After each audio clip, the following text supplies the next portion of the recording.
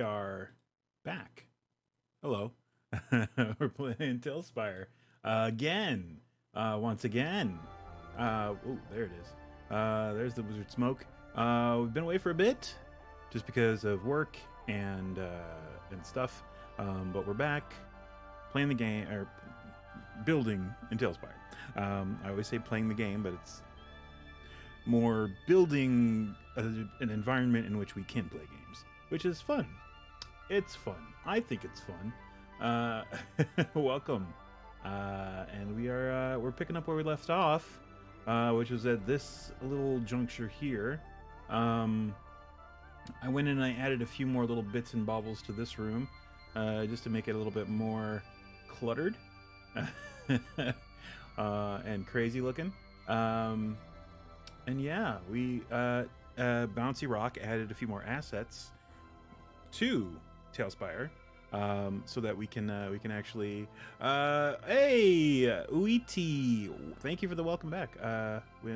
Welcome back yourself to the stream. And I just realized I don't have my my green screen down. You can see all my D&D books. Hold on. There, the illusion is complete. As I headbutt my mic. Yeah, there we go. It's Monday. We're getting into it. We're getting used to the Monday. Can never get the hang of Mondays. Oh boy, oh boy. Let us let us continue here. So the next area that we're doing is area 22, which is a cavernous area, which if I remember correctly, it contains a water sprite or something. Who's in here? Cavern of the Gold and Silver Mists. As a private joke, a Sararak has caused a beautiful and good-aligned siren, that's what it is, to be placed in this cavern under an enchantment. She must be asked to come out to break the spell, and she can give no clues as to the nature of her durance. Okay. The mists are silvery and shot through with delicate streamers of gold color. Vision extends only 6 feet. There is, I believe it would be 5 feet. In what part are we working on today, man? Starwitch 115. We are working on area 22, which is the cavern of gold and silver mists. Well, that's what we're starting with, but we'll probably likely finish it and move on to something else. Let's see. So there's a siren trapped here. That'll be easy to do. But it is a cavernous area that is choked with gold and silver mist. Dim aura of good. If detected for, those who step in the mist must save versus poison or become idiots. That's nice and specific. They become idiots until they can breathe the clean air above ground under the warm sun. That's very specific. Okay. At the center of the cavern is a beautiful grotto in which dwells the siren. Okay, so there's like a little island. I see. So I think we're actually going to have the... Ooh.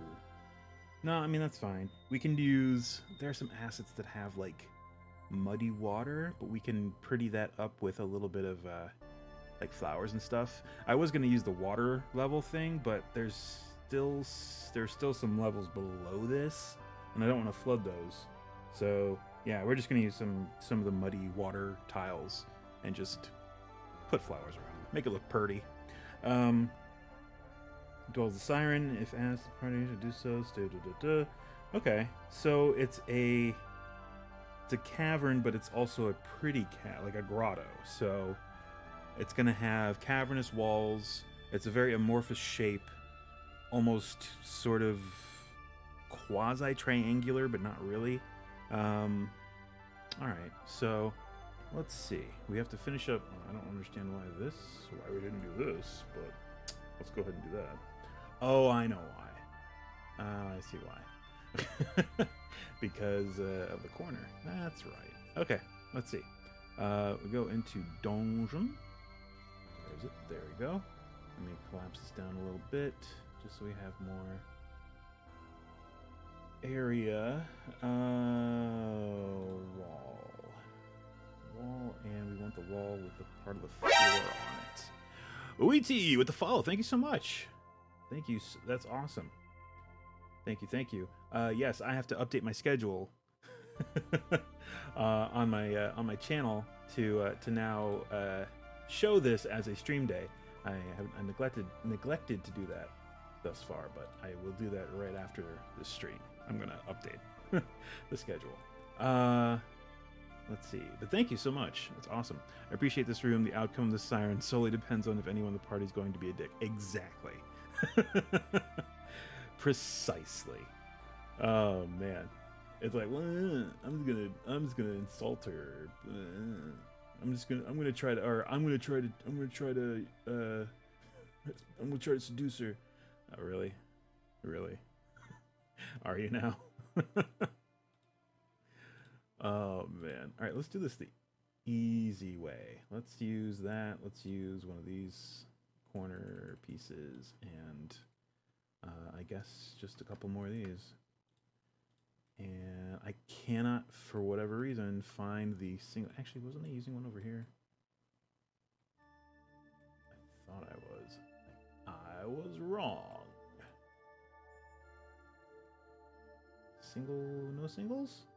Alright, well, there was a single wall thing without the ridge on it. Is this it? No, that's got a little thing on it. Where's the... Maybe it doesn't exist, and I am a dumb. Alright, hold on, we're just gonna use this. Forget it. Just gonna use the plain wall. It'll take me longer to look for the part I'm looking for than to just use a suboptimal collection of tiles. Alright, so it goes 10 feet, and then it starts to look very caverny, so we're only going to use the caverns, which for which they've recently added assets. There are now stalactites and stalagmites that we can throw in, which is pretty dang cool. And they did not exist previously. Should I do that? I'll tell you what, let's do this. Let's do that, and then we will throw one of those there, and then is there another 2x1? It's a 2x2. That's a 2x2. There's a 1x1. Tell you what, we'll do that, and a couple of these. Sure. Okay. And then, oh, that actually opens up at that point. So, actually, we're going to use, yes, exactly that one. And probably something very similar on the other side. Oh, ooh, that's cool. I will use that. Perfect. Oh, I was looking for the single wall piece. That's this little floor piece and the little wall piece combined. But the ones without because some of them have like a ridge where they join, and I was looking for the one without it, and it doesn't matter. It don't matter. All right, let's see. So the stalactites and stalagmites are actually in props, and I believe they're under nature. Yes, they have their own subcategory in nature. So now we've got a bunch of cool stalactites and stalagmites that we can throw in here. Kabam! Look at that. Look at that. All right. I'm pumped about it. We are going to go ahead and we're going to frame out this cavernous room, grotto, what have you. And we might actually also descend a little bit as we go in, just so it's a little bit of a dip. The only one that there is still has a chain shackle piece on it. Yeah. Yeah, it is. That one is the bane of my existence. But you know what? This works fine. Just we made it work. Actually, you know what? One thing I can do. Ooh, that should be it. We're gonna go ahead and throw that in there just so we can. Is that the best one? We can throw that in there, kind of cover up that seam. There we go. That's much better. That helps quite a bit. And we'll throw one of these here, just to also kind of cover up the seam. Make it a little more seamless. Yeah, cool. All right, and we can also, is that here? Oh, it is. Perfect. Let's do this to kind of blend it a little bit. And we can actually, since it's a prop, rotate it so it isn't all blocky. And lower it a little bit.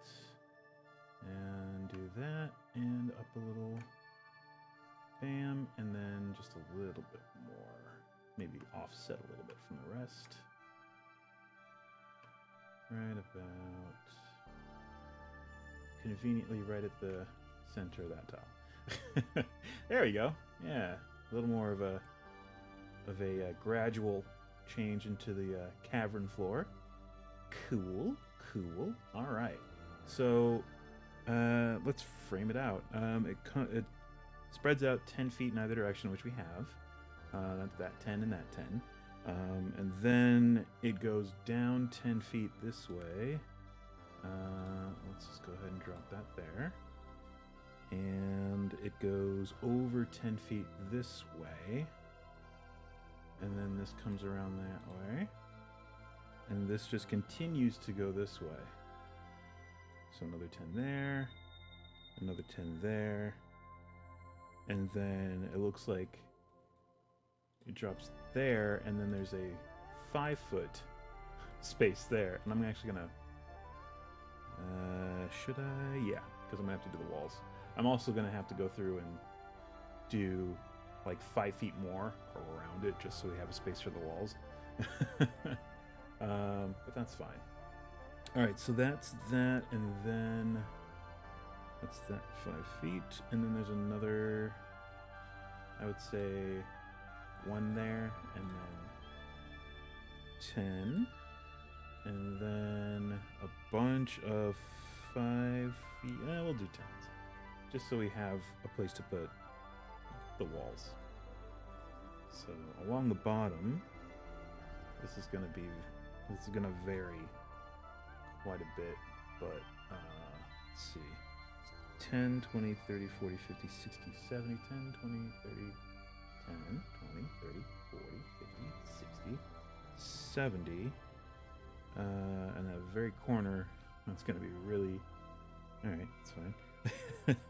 And let's see, 10, 20, 30, 40. Already there. Alright, so that's the basic shape. The walls are going to be a bit more organic and kind of flow around. But that's basically it. So from here, we're actually going to step in a bit as we move toward the center, and we're going to use the smaller tile sets to kind of achieve that. So we're going to drop down. Actually, well, we'll just do it this way. It's easier to visualize if we have a tile. There. We're going to drop down to about there. There. And now all the other tiles that we drop are going to be at that level. At least for this pass around. I'll leave that for a 1x1 in that corner. Same with that corner. And do I want to come up that way? No, we'll just go this way. Oh, we can just... Perfect. And another 1x1. All right, so 1x1. Oh, that is actually that. As is that. There we go. And there. Cool. All right, and I think we come down another half step as we go toward the center. But I think this time we're gonna go... Well, I guess it really doesn't matter because we're only going one more. Let's see. Actually, I should probably frame out the grotto that's in the center. It looks like it's a 20x20 for the most part, and it's surrounded by a lot of mud, or by water, a little bit. So let's see. We want nature, and we want swamp. Yeah. And we want these. So 20 by 20, we could do like that. And we can also just drop tiles inside this to try and achieve, yeah, what we're going for. No, I would go this way. There we go. Drop. Well, I would do that, and then one of these here. There we go. That's pretty good. Whoops. I wanted to rotate. Did not want to. Yeah. All right. Getting back into it. Learning the shortcuts again. It's been a couple weeks. It's been a couple weeks. All right. I think that works. All right. Cool. So there's a grotto-ish kind of situation. It works. It's fine. What if we overlap? Can we overlap this? Is it gonna look right? No, that's not gonna look good. Let's just stick with this. This is fine. All right. So we got that. Let's see here. I think we're gonna do. Once we build this out, we're gonna get some of the bushes. Ooh, I missed a thing. Hold on. There we go. Right there. Or do we just? Oh, we were gonna. Oh, shoot. It's fine. Down another half step for all these. There we go. Oop. Nope. Click where you want. There it is. Okay. All right. I think for this last bit, we're gonna do like just this muddy, kind of swampy tiles without the water in them. I mean, I could probably do a few of this. Yeah, this little bit. What over here? Just because that's the way the cavern sort of moves. Drop one there, and a couple more, and one more up there. There we go. All right, so we got our base down. Pretty easy. Now we're going to do the walls, which is also going to be fairly straightforward. So this actually comes down at a fairly sharp corner, and it actually sticks out a little bit right here. So we're going to use, where is cavern? There we go. We'll just use this, and I kind of want to overlap it. Do we have to overlap it? Is it going to be... Oh, we can always fill it in with a stalactite. Or stalagmite. Sorry, stalagmite. Let's see. Is it better that way or that way? It doesn't matter. Oh, actually, that is better. Because it sticks out a little bit more. Over here. Cool. And we'll do that, and we'll do... this. And we can put a big old stalagmite over there. We'll use the big one, this guy. Here. That works. And we can always kind of shore that up, I think. Hold on. Let's try... Let me do this real quick.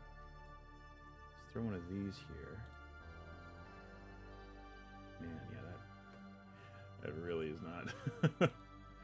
Okay, yeah, that works. I do on occasion, yeah.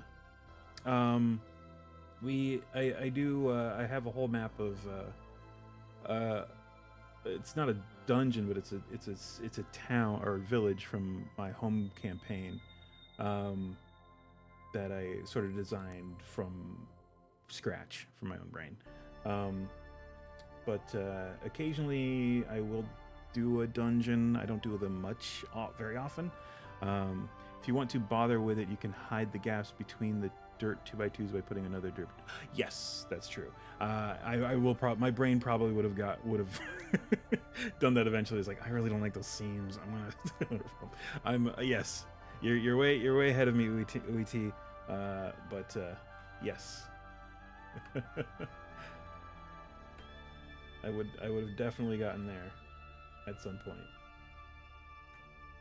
All right, stalagmite. Yeah. There we go. And back to the walls.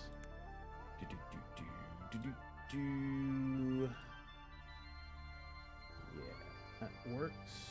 And I'm just gonna try to alternate it so that it, and we're gonna build out from these walls with more stalagmites and stalactites, just to kind of make it look not so repetitive. Let's see, this is a somewhat sharp corner, so let's use that. And yeah, the rest of the corners are very, very soft, if you will. So we'll throw that there, and then there's just going to be a bunch of this over here. So that, yeah, this is basically that's this side of it, is all that. And yeah, that's basically that side. And we'll throw one of those there like that. And we're just going to fill in the gaps with the gap fillers. Sure. Oh, we were going to come out 5. Actually, I think that's fine. Pretty sure that's pretty fine. Are you building this to play, upload to Taverny? Yes. Once we're done, it will be uploaded to Tales Tavern. The Keep on the Borderlands that we did previously, the last build through that we did, is up on Tales Tavern. So if you are interested in having that and in your own TaleSpire, you can check it out on Tales Tavern. I am, I believe it's Vaporlock81 on Tales Tavern. Yeah, I used my Steam thing, and I'm Vaporlock81 on Steam. So yes, if you're interested in Keep on the Borderlands, it's up on there. It's up on there. I managed to get it to work. I was having issues with it before, but we good now. Oh, I guess I do have to throw some single blocks in for these corners. So, oops. Oop. No, 1x1s. There we go. Yeah. All right, and I guess that.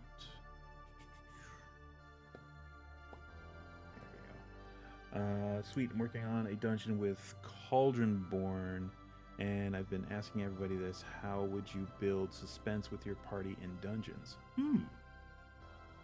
Oh, sorry, it doesn't do links. Sorry, I don't have links allowed. But yeah, it should be Keep on the Borderlands. I think I don't think there are any other ones on Tales Tavern. I think I have the only one up on there.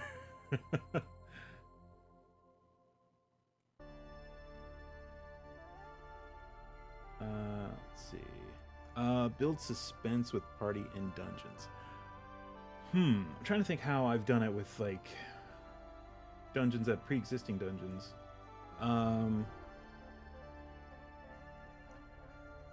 Well, I mean, outside of like the actual building of it, I like to use like soundboards. I have a lot. Like what is it? Sirenscape is good. I also I like through Voice Mod actually has a lot of good stuff. Roll20 has some decent stuff that you can kind of find on their library. But that's the non-architectural answer. That's more of the mood setting answer. From an architectural standpoint, I guess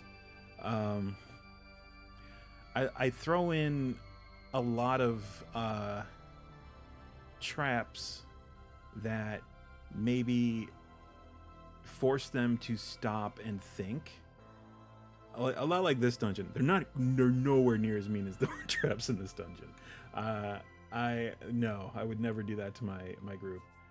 But I like throwing in traps that force them to stop and think. And it does bite you in the butt. If you do it too much, the party gets decision paralysis, and then they don't do anything. They're like, okay, we're just gonna stay here until I've had that happen. I've had parties lock up on me like we don't want to do anything. It's like, you guys gotta do something. And you can't really railroad them, so you force them to, you can kind of, you can't really force them to make a decision, but you can create a situation in which it would be beneficial for them to make a decision, which is maybe a nice way of saying forcing them to make a decision, but it's not like you got to decide now. It's just like, all right, here's what's happening now. What do you do?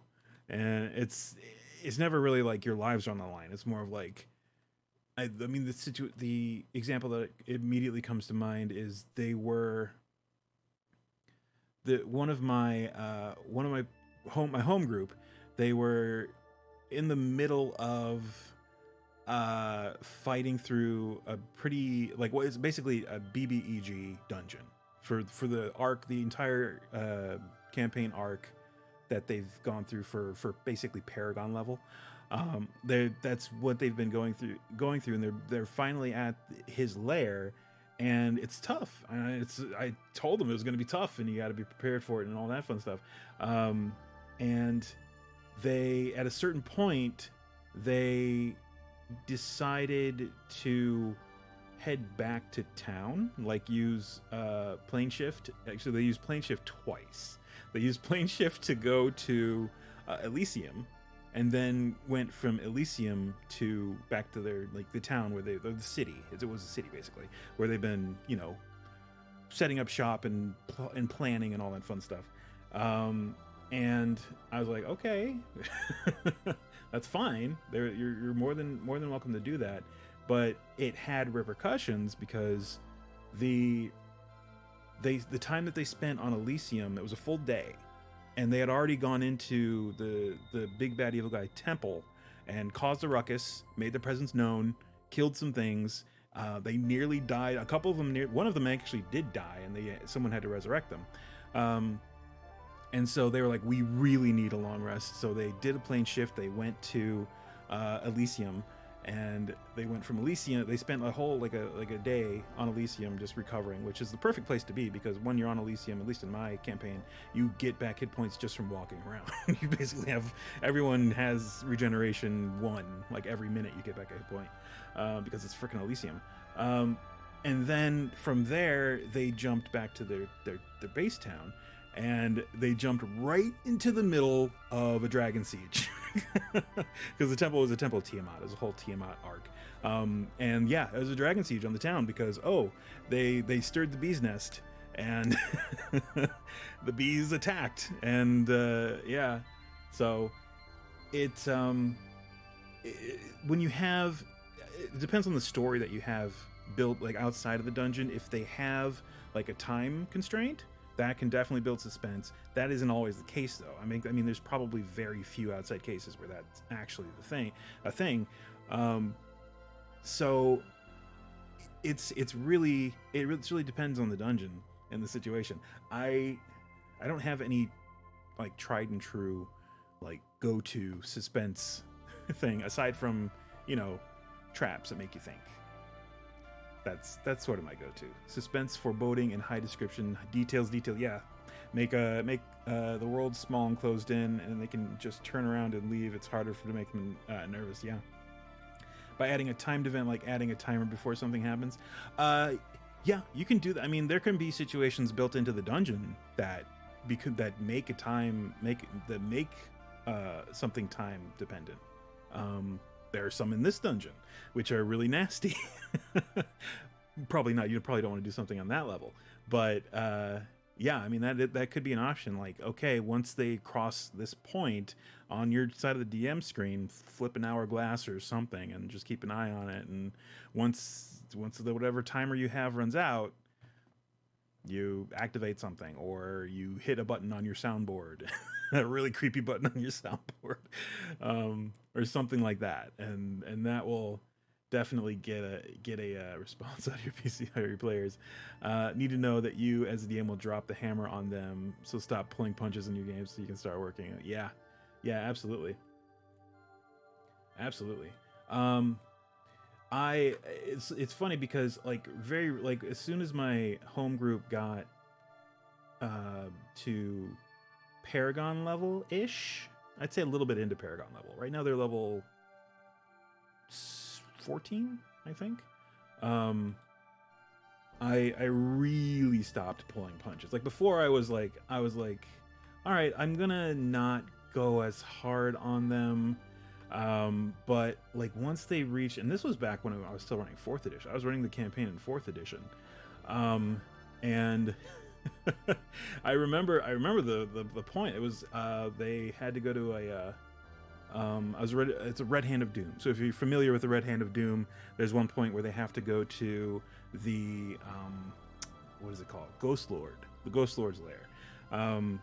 And in mine, she was actually a Baelnorn, which is an elven lich, which can either be good or bad, depending. They're more neutral than anything else. But and basically the forces of Tiamat had sort of coerced her into helping them by getting her phylactery, and so yeah, that's neither here nor there. But anyway, at the very base of the Ghost Lord's lair, there is a Behir, a half-dragon Behir, which in and of itself is bizarre because Behirs hate dragons. Why would there be a half-dragon, half-Behir? Whatever. And that was a really tough fight. And it was at that point I was like, ooh, okay. This is getting very serious, and I think from this point it's just going to be nothing but nuts balls encounters and just craziness, and it was. It's like that was the first one of like many just like, what did we do something to you, Pete? Are you mad at us? Like, no, it's just your level this, the CR is this, you're fine. Just think about the encounter. But yeah, it's definitely difficult to come up with something in a dungeon that you've built yourself. For me anyway, to kind of keep the party on their toes constantly. There's definitely stuff that like timed stuff. And I remember when I ran, when I was running my my Labyrinth game back in 4E, or it wasn't like game, it was they went to the Labyrinth in the Feywild, complete with Jareth and Sir Didymus and all that fun stuff. And the Labyrinth was so much fun to run because that keeps them on their toes. The renown of the dungeon sometimes itself keeps the PCs on their toes. They're like, oh, this is the freaking Labyrinth. We need to be careful. That certainly helped. And it was a whole lot of, I don't know, again, traps, like interesting things, like not deadly traps, but traps that split up the party. Those are nasty. And can be really, really deadly in their own right, but not immediately. It's more like, okay, you guys are split up. We're gonna take turns. We're gonna go back and forth now. So that was a lot of fun. That was probably the favorite dungeon that I ever ran, was the Labyrinth, because it was all random. There was no map. It was all just, I took the tiles from Wrath of Ashadrelon, from that board game, and I just basically shuffled them, and I just put them in a stack next to it, and as the party moved, I just put them down as they were walking, and that's how it all connected. And if they rolled, I think they had them roll a dice or something, and if they hit an event, then they actually came up to a big room, and for that I used the I forget the name of the it was like a battle board game that D&D came out during 4th edition. Completely forget the name of it, but anyway, it came with bigger tiles that actually hooked up with the board game tiles from Wrath of Ashadrelon and Castle Ravenloft game too. So when they did that, I basically hooked it on to that, and that was a bigger room. And those encounters I had written down, and then they were random, of course. It depended on what they rolled, depended on what encounter they actually got in that area. So yeah, I mean, that was more of they couldn't see very far ahead because it was too misty. So And that's how I kind of got around the whole. It's like, well, there are only 2 tiles ahead of you and 2 tiles behind. Well, it's a, what was it, 5x5 tile ahead of you and a 5x5 tile behind you, but you can't see further than that. So that's why. So it kind of forced them to keep moving, just because some of the threats were mobile, and you know, yeah. That's probably that was my favorite dungeon to run.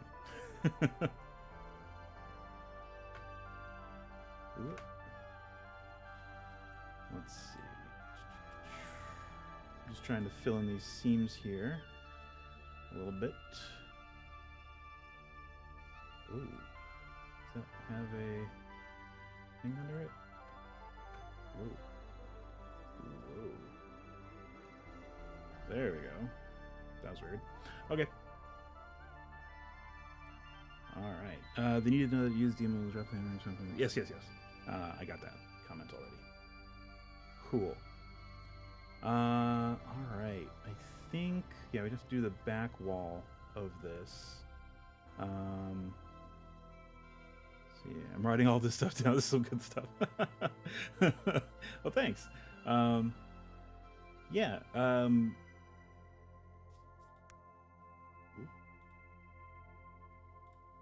And I don't know, it depends on like the enemies you have in the dungeon, because with the labyrinth, Jareth was a constant concern.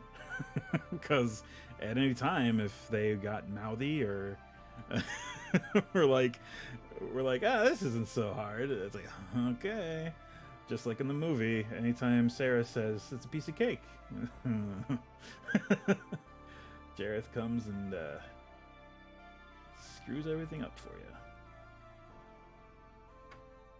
Alright, I'm gonna fill in that seam there. With that. Cool. And let's see, we'll throw another couple of these in. Probably right about there. We're also gonna make this somewhat verdant, like a verdant cavern. So we're gonna put a bunch of plants. Once we get all these cavern walls down, we're gonna throw down some plants and stuff to make it a little purty. Because, I mean, that's what it says. This is a grotto. So when I think grotto, I think plants and stuff. Let's see. We want more of this earth kind of coming off here.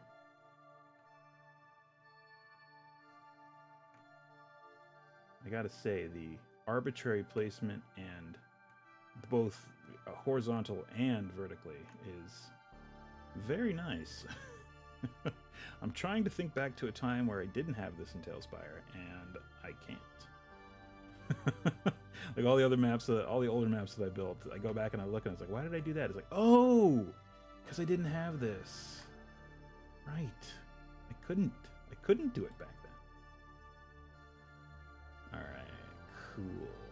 All right, let's do this back wall. It's bugging me. It's just going to be like one tile, but it's fine. Where's cavern? Cavern. There we go. Yeah, we're just going to overlap that and just flip it. It's the easiest way to do it. Just keep on flipping. Whoop, whoop. There we go. All right, cool. Now we have the gaps over here. Fine. Let's go back into here. Cavern. It's too small. Whoa, that's cool. That's big. Let's use it. Actually, we can kind of do this. And we can put a smaller one on, yeah, smaller one on top. Oh, wait, hold on. Is that, I guess that's good. Let me, no, but there we go. still a little bit of a gap. Let's top it off.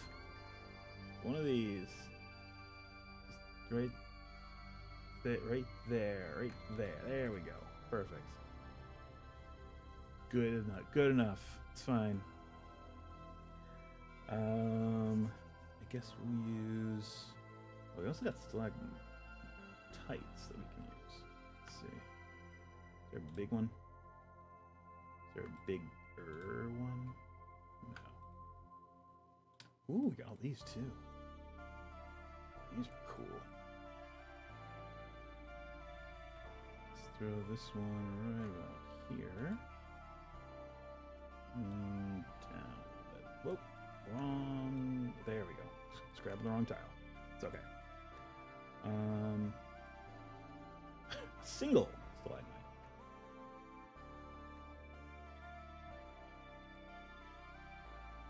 All right. Cool. Cool. Cool.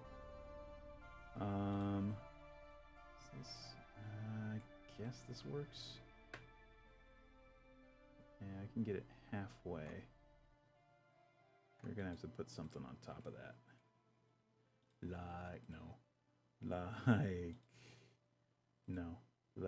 No, we already tried that one. That one's too small. This one, yeah, I guess. You can just put it, the bulk of it outside. There we go.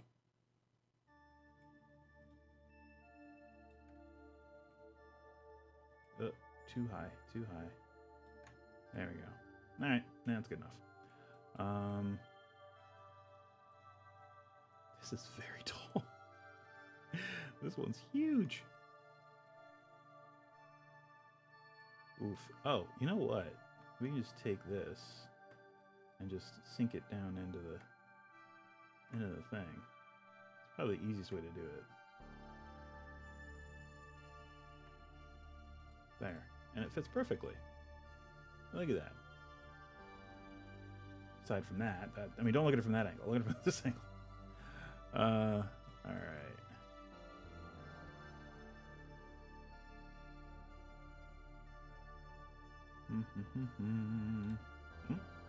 Yeah.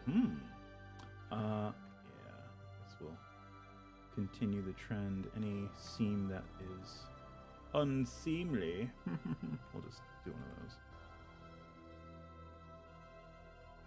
And more of this to cover up large areas. There we go. And we'll throw one of these in there. And about this will do. We can just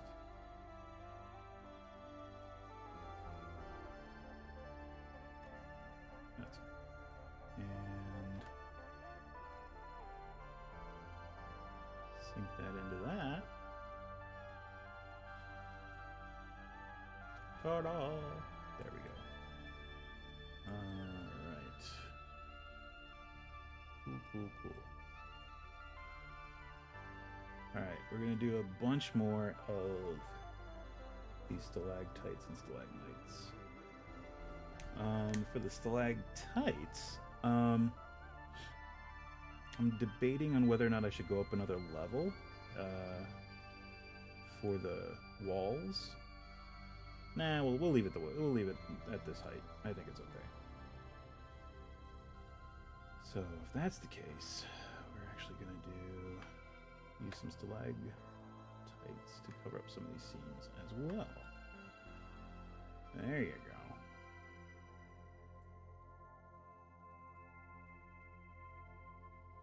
That one's okay. That's definitely not good. Oop.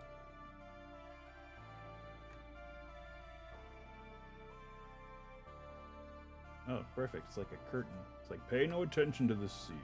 It does not exist. Perfect. Alright.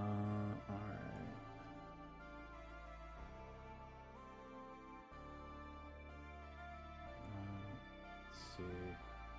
Grab another one of these.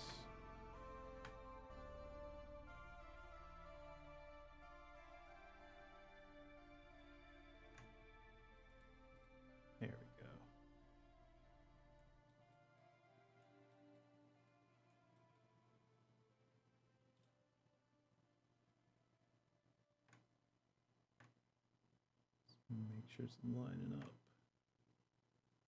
There we go.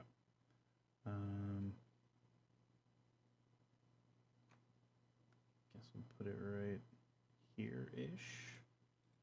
Because if we have it floating, is that bad? Should we have it? I think maybe we should just put them along the wall, the stalagmite or stalactites.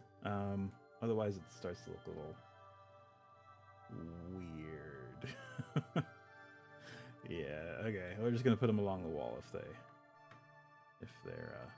they exist at all. Whoa. Okay.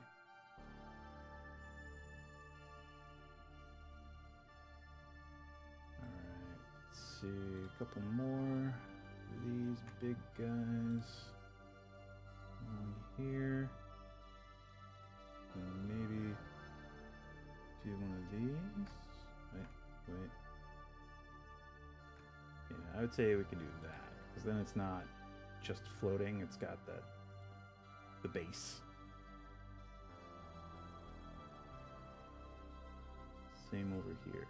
So if we copy that and do that over here as well. This one. There you go. Then it doesn't look so weird. Now, then it looks like just like a pillar. All right, cool. So like into here. Like that. Sure. And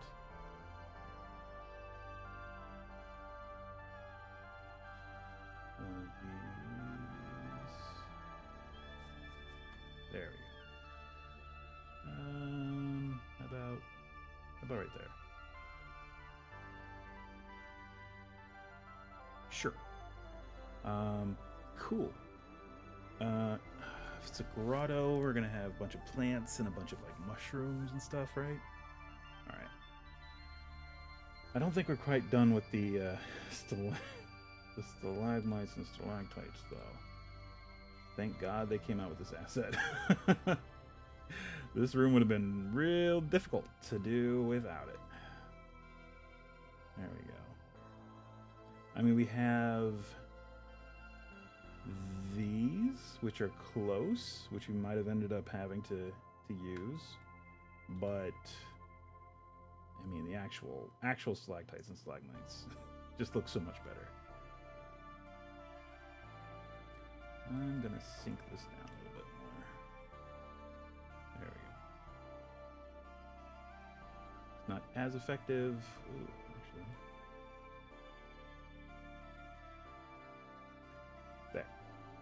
There. Okay, cool. Oops. I keep hitting my mic tonight. I headbutted it earlier and I'm knocking into it. Ding dang mess. Let's see. Back to no. Here we go.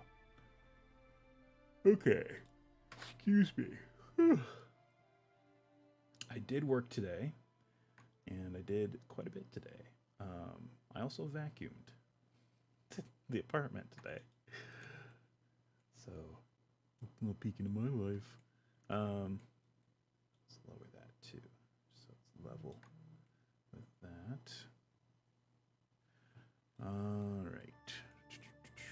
Oh, I was like, why is my phone vibrating my microphone? Oh, because it's on the same table as my microphone. So, there we go. All right. Let's put another one of these big bad boys right in the corner. Right in the corner with this bad boy. Ooh, there we go. Yeah, soften some of those hard corners up a bit. This actually does stick out, so let's do this or this. I guess this is fine. There. Aha. There we go. All right. Cool, cool,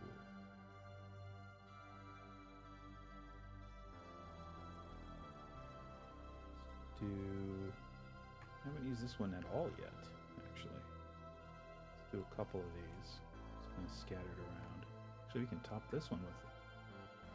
Yeah. Yeah. Oh.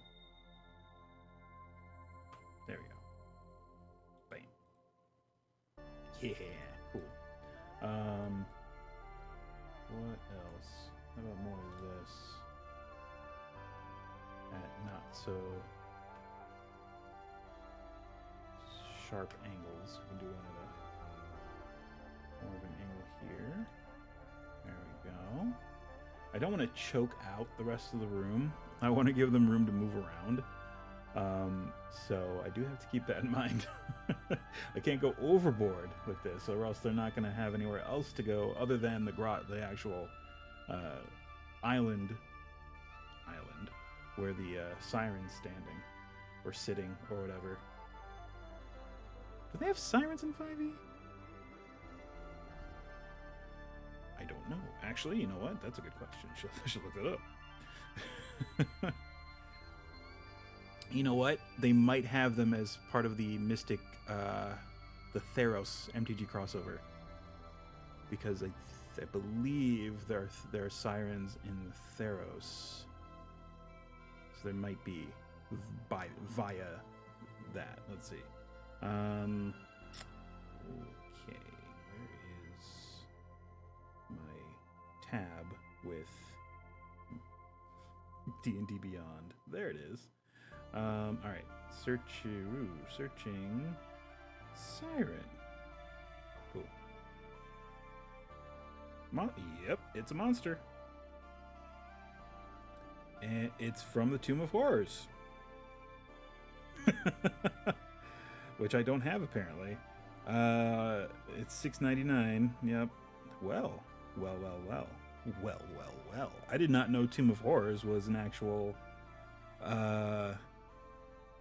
module in 5e. I know Tomb of Annihilation is, and that's very similar.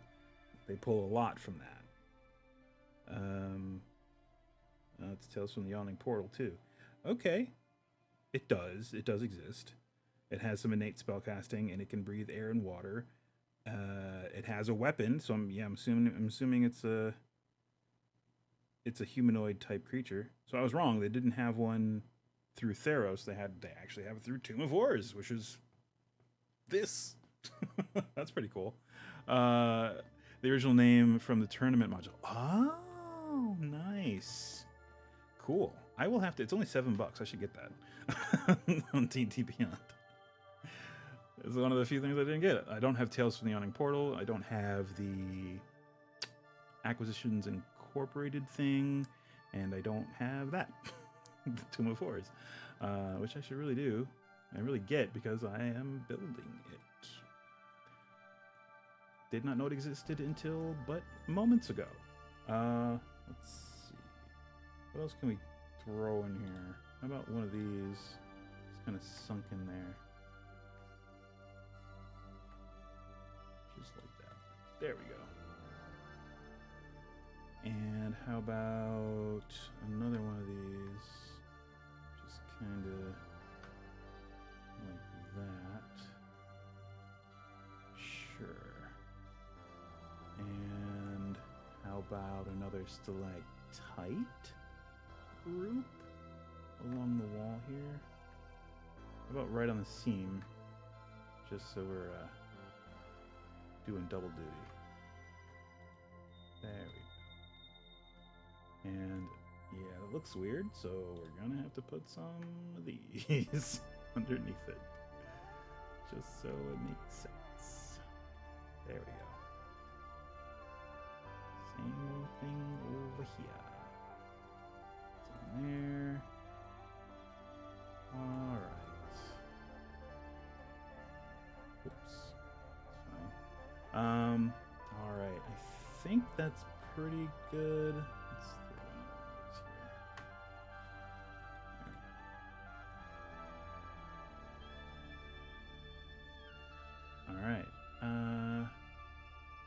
seems pretty good.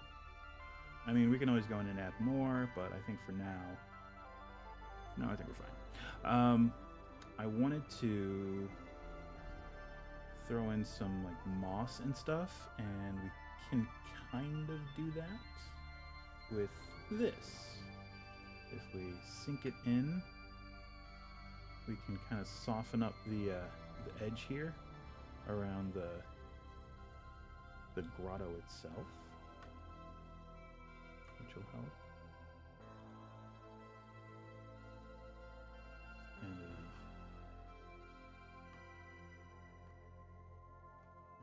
flip that around like that, and boom. Whoops, there we go. One moment.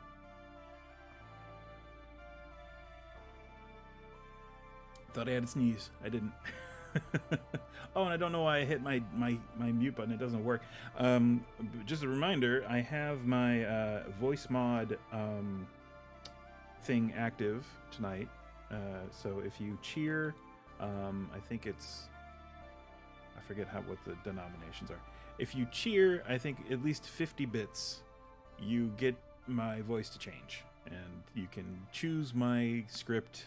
However, no cursing, no profanity. So yeah, that is on tonight. Normally I don't have it on because I'm playing a game that requires a lot of concentration. This I can stop and shoot the shit, and talk and do other random stuff. So I don't mind as much.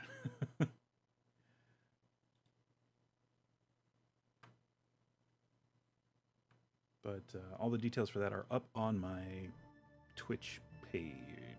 I should really just make a little menu for this stream. I should put it right up top. And it'll say what'll get you what.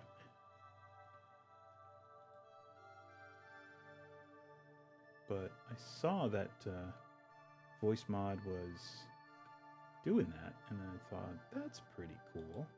And then I thought, that would be annoying if I'm actually trying to survive in Skyrim. I would hate it. And then I thought, but if I'm not playing a game where I'm constantly trying to survive and not die a horrid death, that would be fun. And luckily, we play a game exactly like that. Which is this, which is a game in the loosest sense. It facilitates games. It's a game platform. It's an open world platform. Ooh.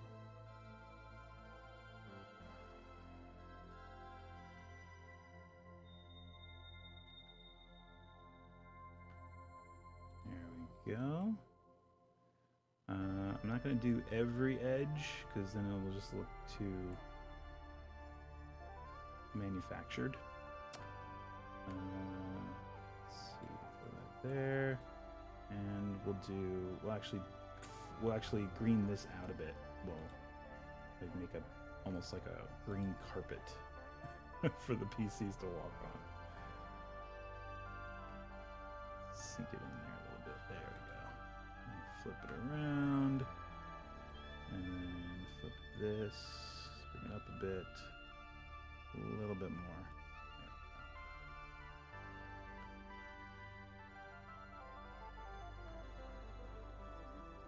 There we go.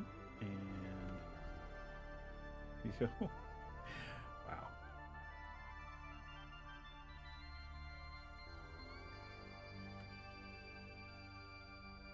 There. I think that should be good. Yeah. I mean, we might pepper some more here and there on the outer areas because this is all going to get greened up a bit. But to that point, more to another point. Now for something completely different. It's time for our first ad break. When we come back, we're gonna build some more.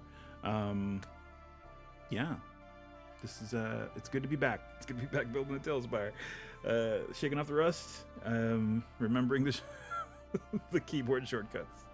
Let's do it. I'm gonna finish this up. Be right back.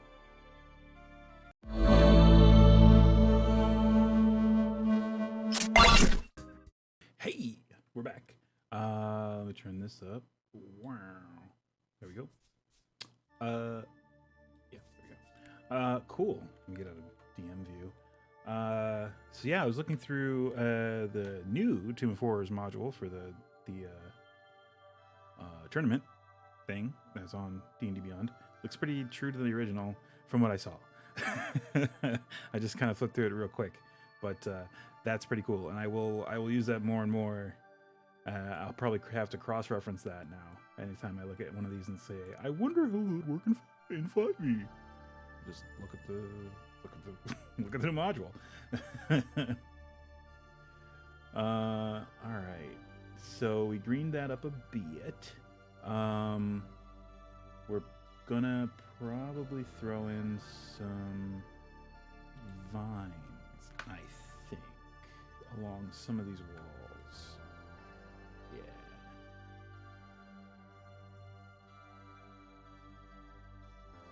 Yeah, I mean,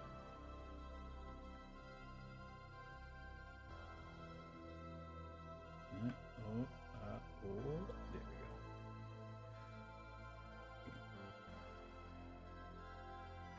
Whoops, lost it.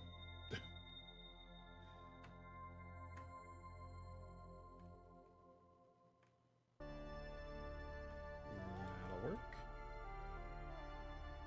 And we'll throw one here and maybe a couple on the other wall. I don't want to throw too many in. Also, we've got these. Yeah, anytime you work with like nature, this might be the whole stream. This room is probably going to be the whole stream, which I'm fine with.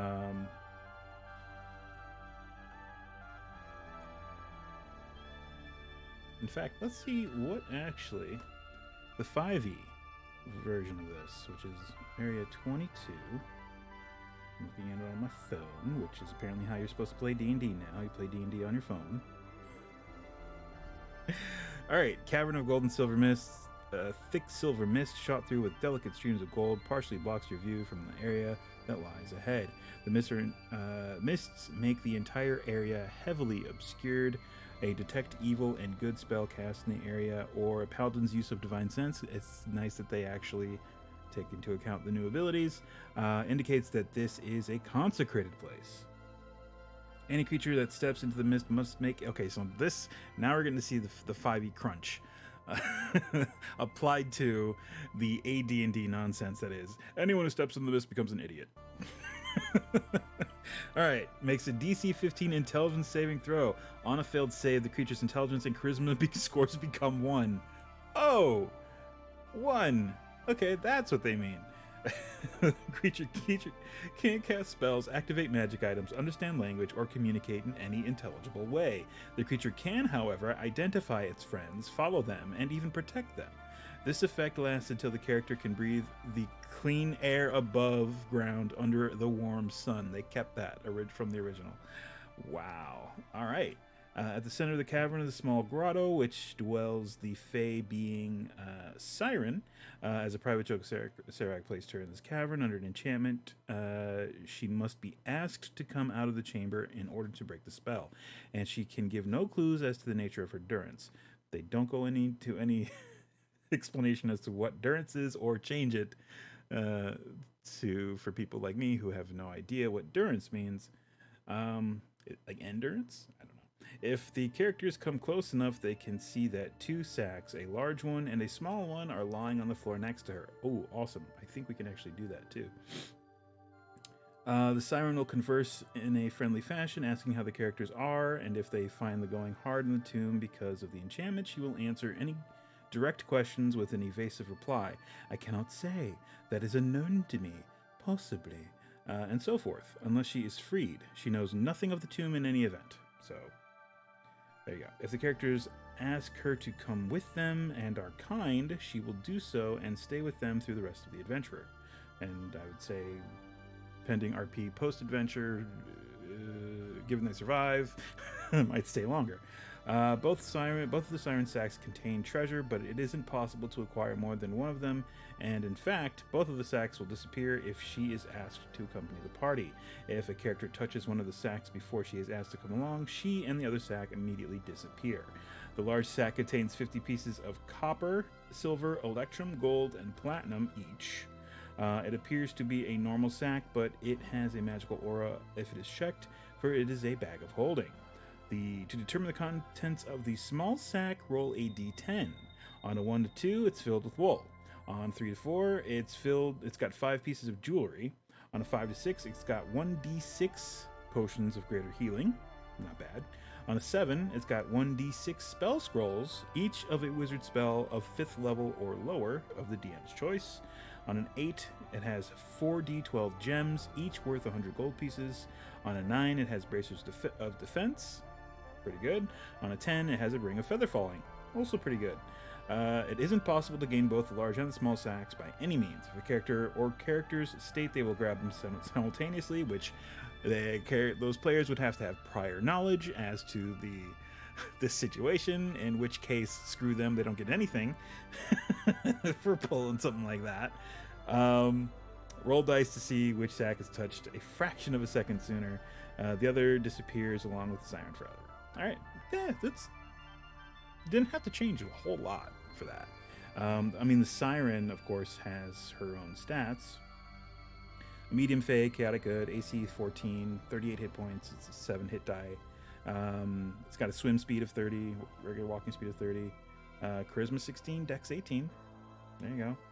It's got some skills, Dark Vision, Common, Elvish, Sylvan. It's amphibious. Alright, what spell is going to cast innately?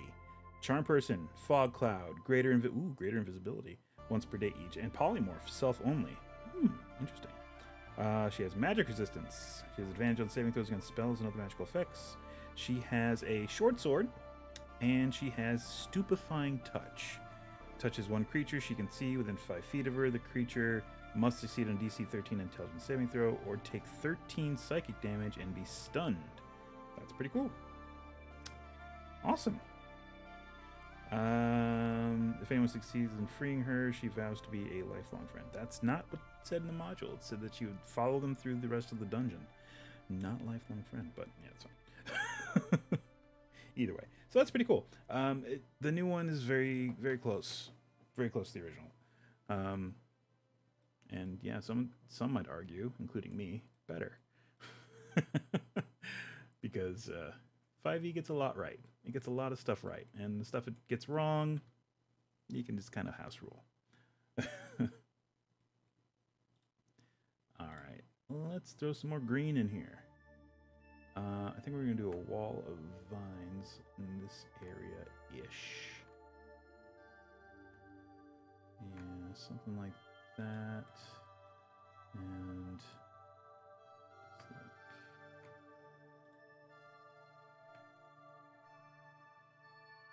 lower that a little bit. Put one over here. And then where's the little one? Oh, they have a single. Oh, I forgot they have a single vine.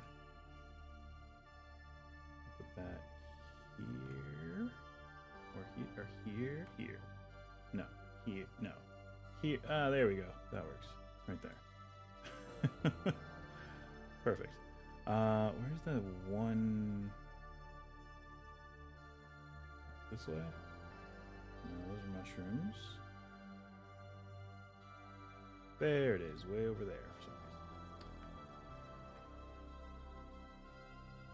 Let's throw that right there. Cool. Alright. Let's throw some moss up on top of here. How about...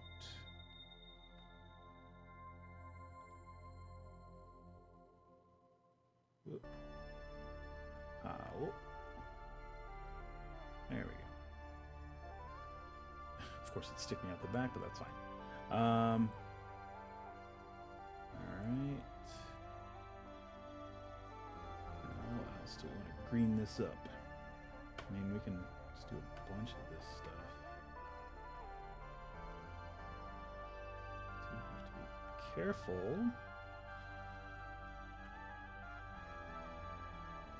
And,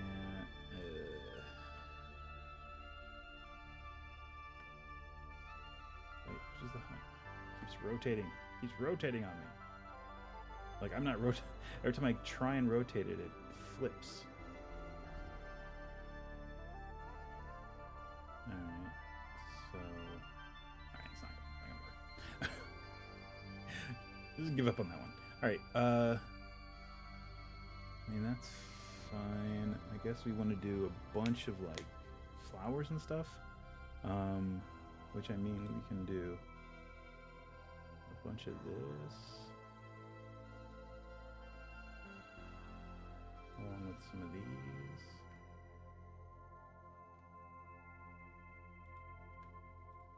Do a little one over here.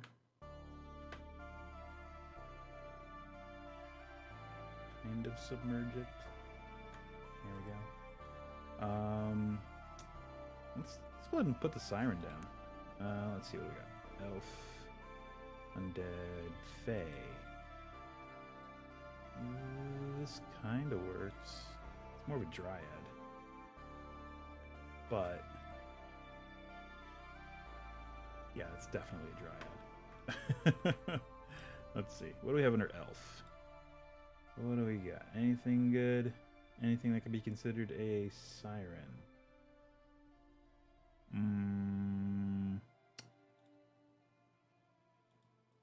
Maybe. She's just hanging out. I mean, sure. I mean, she's just kind of hanging out. So, yeah, I guess that one works. Sure. Siren. I mean, this one, whoops. The quasi-keyleth. It's a little intense. A little intense for our purposes. So yeah, I guess that works. Oop. Let's move this guy. Go back in the build mode. Scooch that down a little bit. Yeah, there we go. All right, back into the nature stuff. Yeah, we can just green this some beach up. Bunch of plants. Gonna try to use all of one plant when I have it selected, so I'm not constantly clicking back and forth. I have no doubt that I will still end up clicking back and forth because I'll click off of it and be like, oh wait, I could use another one over here. This is how my brain works. I apologize.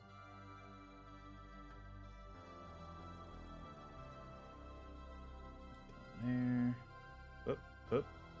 I did not mean to click off at that time.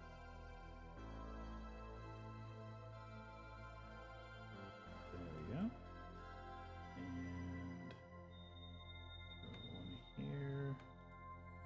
Let me grab the big one. We'll throw a couple of these in here.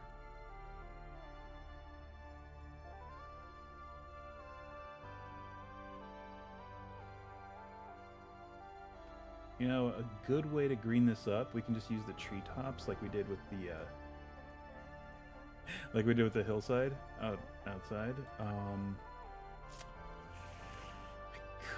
I mean, that's a really, really extreme way to do it.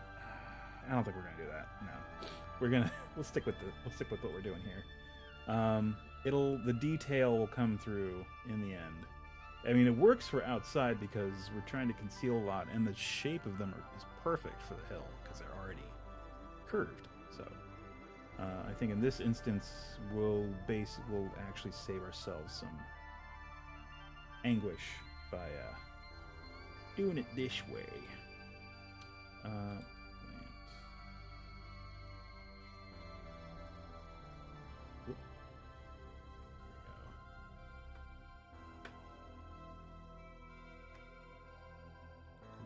There, and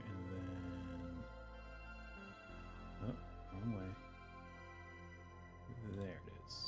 The little vines hanging down from here.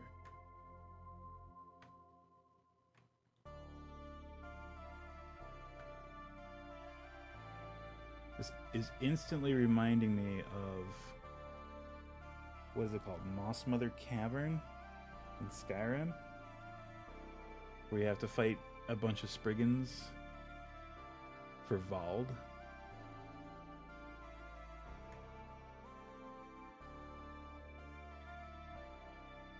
Yeah, she is just chilling here. That's what it says in the that's what it says in the thing. She's just chilling. There's no furniture. She's just chilling. All right, well, let's see. I really wish they would come out with like water tiles. I don't know how that would work though. Like if you could use like just like a shapes of water, kind of like this, and just kind of wherever you put them, it cuts that out of the tile and just puts water in, and it works across other tiles. You know, that would be cool. That would be very cool. I imagine it might be something they're working on, but you never know. Let's throw some of these in here. These are neat. And they make no sense because they're in the middle of a dungeon, but hey, this room makes no sense. So there. Where's your sense of where's your sense now? Ah. All right. Cool. It's starting to get green. Starting to get a little green. We're gonna put some more flowers and stuff in here too. And some mushrooms. Do we want to do mushrooms? We might do a couple mushrooms. We might do pitcher plants too. Ooh, ferns are perfect actually for filler.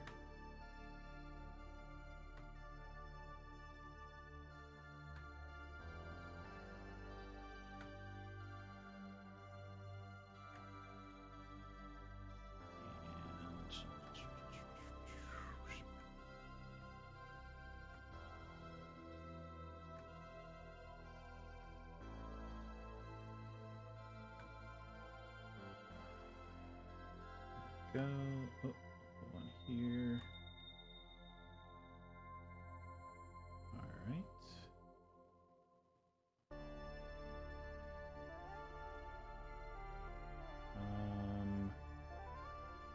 Other flower type plants do we got? I know we had a couple.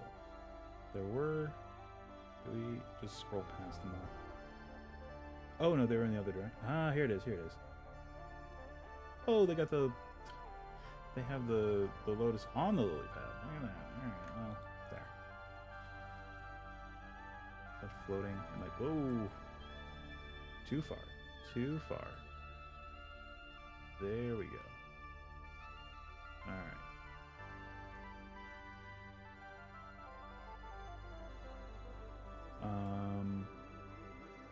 Yeah, we're gonna green up her area. Just a skosh. Just a smidge. Just a skosh smidge.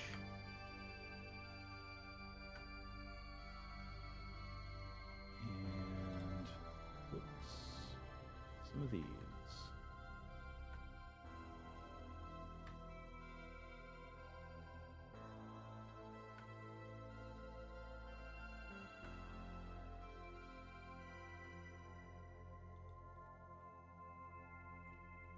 That is floating. We don't want it to float. And there. All right.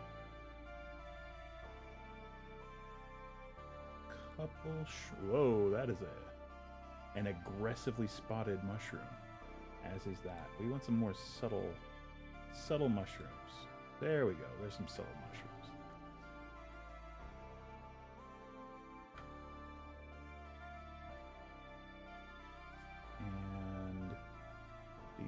These bigger guys, sure. These work too.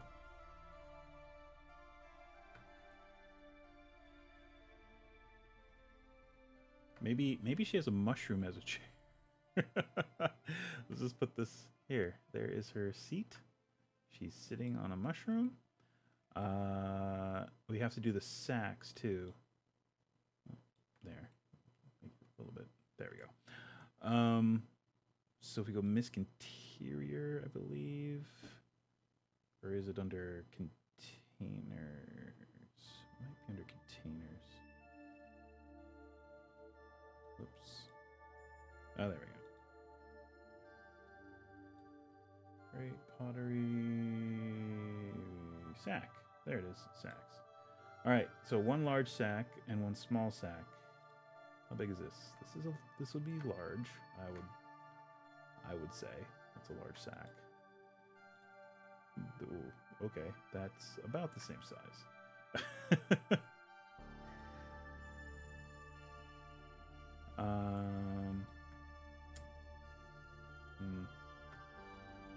What, this one?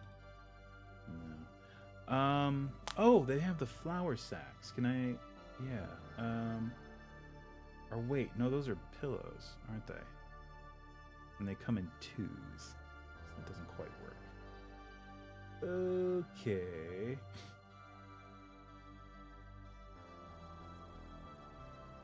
Basket, jug. I mean, oh, hold on. Camping. Not quite. Could use this. Again, not quite. Let's see. Crafting? No. Food and drink? Oh.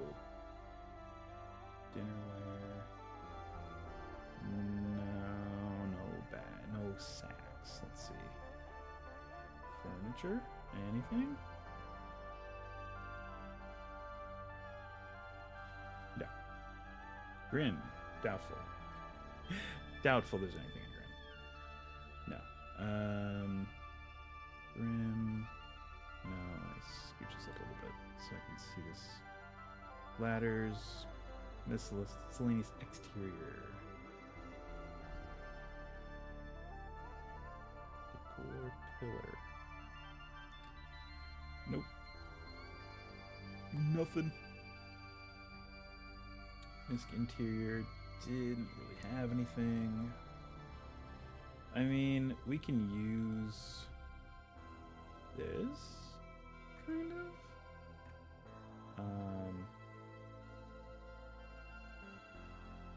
Yeah, let's just use that. There you go. There's the smaller sack. The larger sack and smaller sack. Dunzo. All right.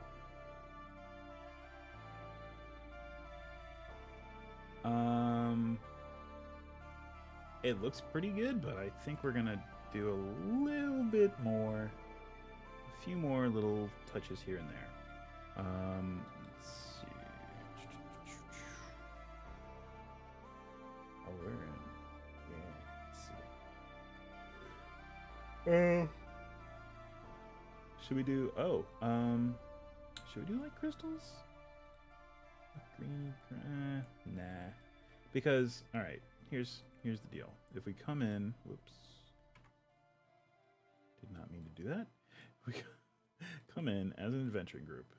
We're coming in this way, coming in hot, and we've got fog.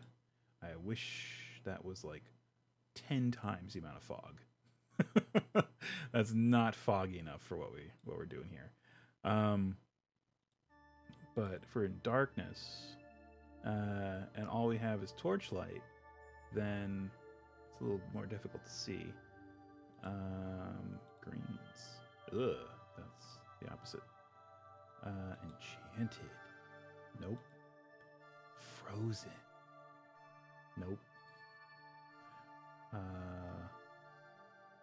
Warm? No. Anyway. Ooh. Oh, turn down the exposure. There we go. That'll do it. Oof. Oof. Yeah, that makes it very dark. Okay. Hold on. Default sky. Oh yeah, that makes it creepy. I like it. So let's get a guy in here. We'll just say where's one of my favorites? Where's the Kenku? I think he's in here. There he is. throw this guy here. And we'll turn on his torch. And then we'll turn the exposure way down. And the fog multiplier is way up. It's still not foggy enough. But...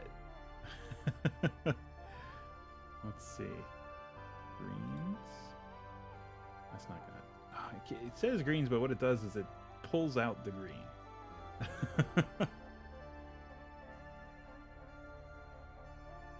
Isolate red, it just highlights the reds. But yeah, that's yeah, see. Whoops, too far. Yeah, I'd want it a little bit foggier than that. But whatever. Yeah, fog multiplier. I don't think any. Oh, that kind of makes things difficult to see. It's fine. Is this torch still on? It is. This torch is on. Okay, well then. Oh yeah, I forgot they added a bunch more stat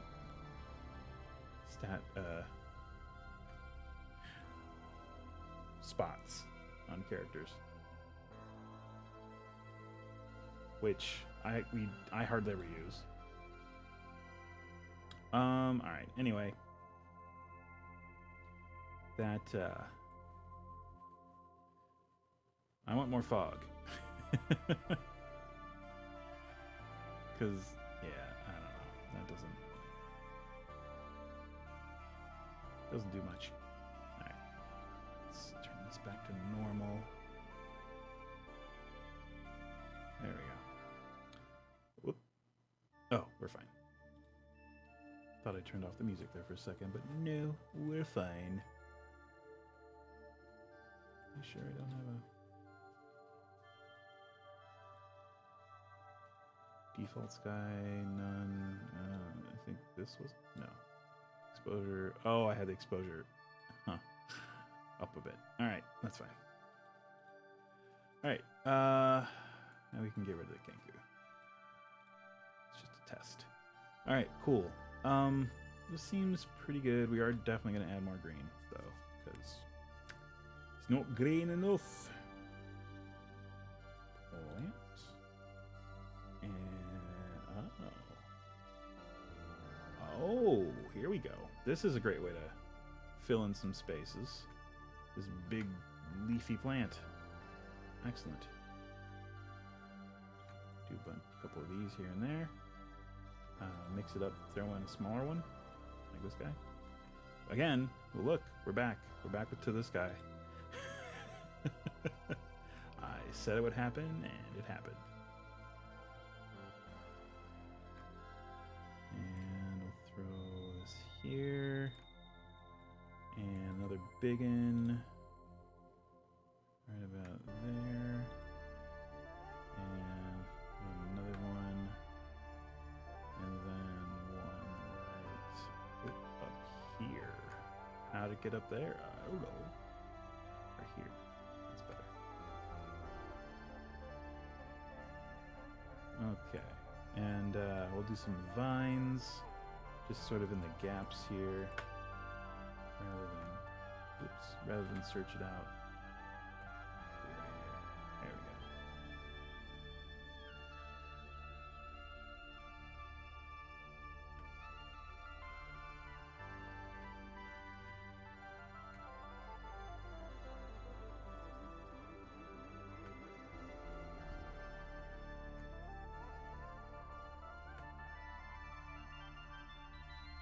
Go.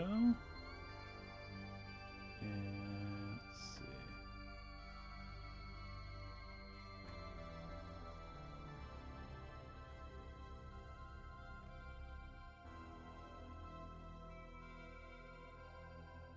Just kind of putting them along the wall, trying not to overlap with any of the stalagmites and stuff.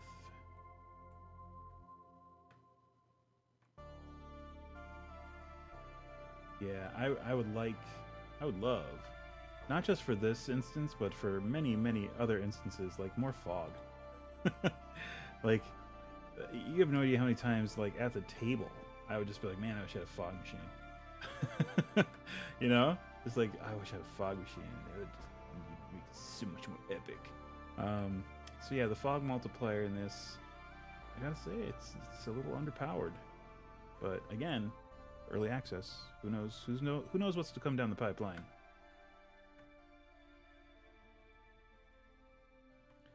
I hope it's more fog. More fog, please.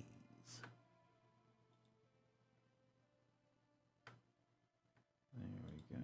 I did also notice that they added specific attacks. Like one, they added Magic Missile, which is in their video promo. And when I saw it in their video promo, I was like, "You can do that!" So yeah, and I checked it out. Oh, you can do that. Oh, look at that.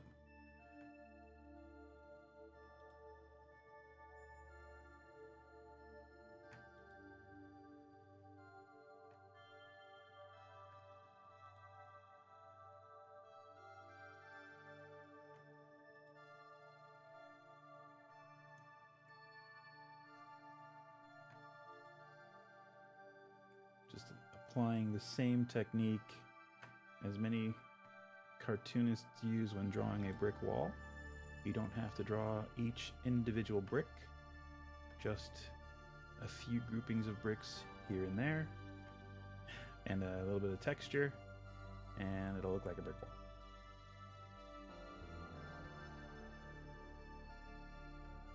That is one of the things I learned early on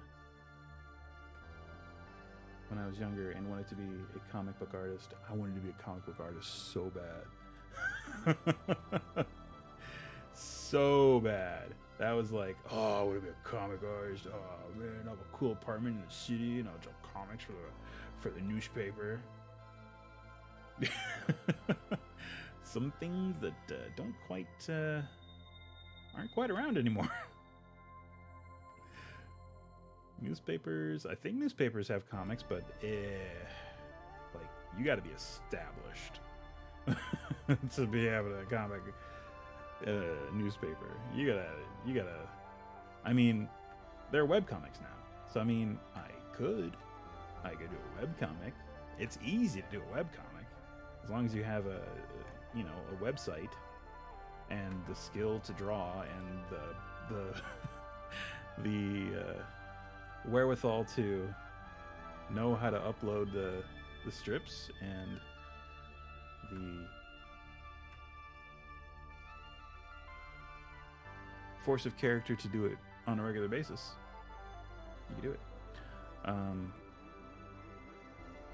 So yeah, I guess it's not a dead end for me, but I've sort of put all my energy into other things.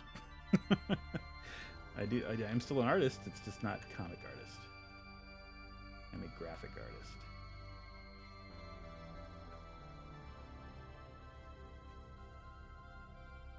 For the longest time, I was not really a graphic artist, although I had it. My background was in graphic art. But what I basically did, I was a print monkey. That's basically all I was, because I did have to design some stuff here and there, but for the most part, it was running the print machines. They're Xerox machines. Photocopiers. I'm sorry, Xerox is a specific brand. One of them was Xerox. There was one Xerox machine. The other one was a Ricoh. But yeah, for the most part, I was a print monkey who did some graphic design. And then I did some, wasn't really considered graphic, well, some graphic design, but mostly it was file handling and logistics for printing kind of thing. I didn't have to run the machines anymore, which is nice. But I wasn't really designing anything. Now, I do kind of design for the most part, and I don't have to run any machines, and I don't really have to do any logistics for printing. At least not on the level I did previously. It's going to be I will have to handle files for printing, but it's definitely not going to be the level of involvement I had previously, which, thank God, because that was a pain in the butt.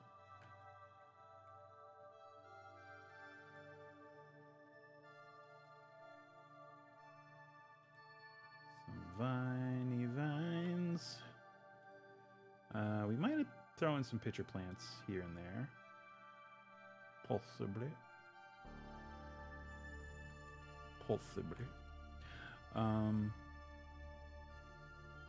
Okay, there we go.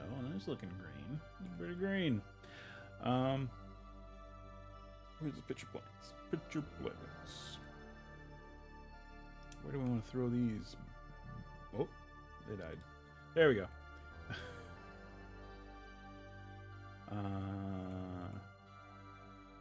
I guess there's some room here. We can throw them here-ish. Sure. And how about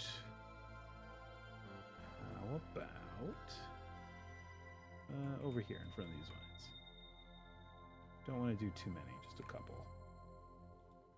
And we can put some more of these around, maybe, if there's room. Oh, here we go. Again, don't have to stick with straight the northwest, east, south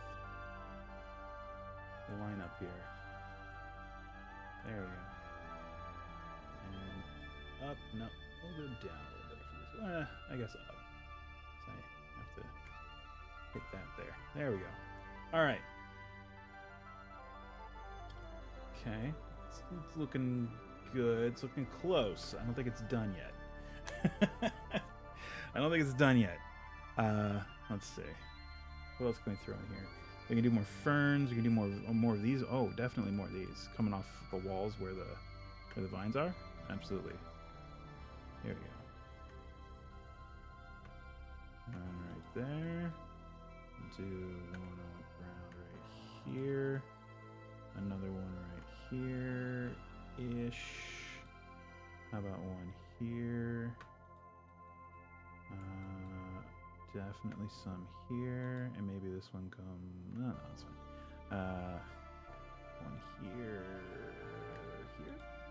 one here. Oh. There we go. And one in there. How about one here? And definitely some more in this entryway, which is feeling kind of sparse. There's some more texture in there.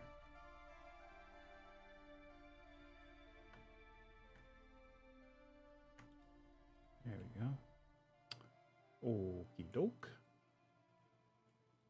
And I would say just a couple more ferns here and there.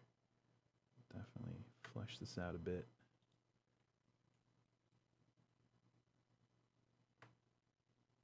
There. And how about good old big plant. And where's that? There we go. A couple of these. All right. Did not throw a whole lot of mushrooms in here, so let's kind of go back in with the mushes. And there, it's floating. Sorry. There we go. That's better. We'll throw some up here on these shelves, these natural rock shelves.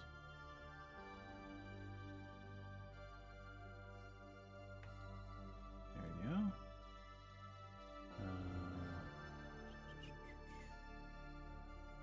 Here and a couple here.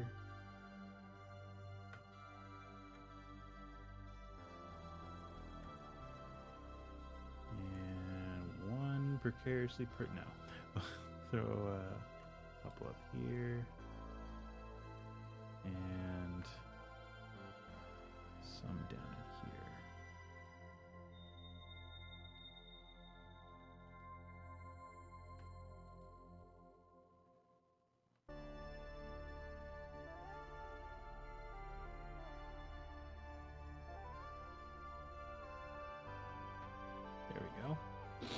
So they're not all in one area. We got them kind of scattered a little bit throughout.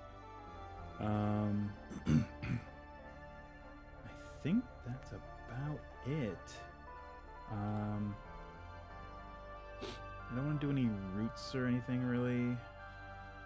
Just small plants. Smaller plants than the other stuff available to us. Yeah, I'd say that's pretty good, barring any thicker fog. So, Bouncy Rock, hit me with that. Hit me with some more fog. Heavy fog, folks.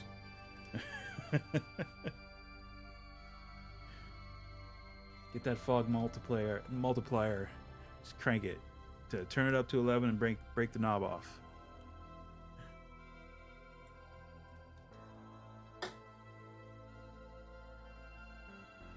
Ha.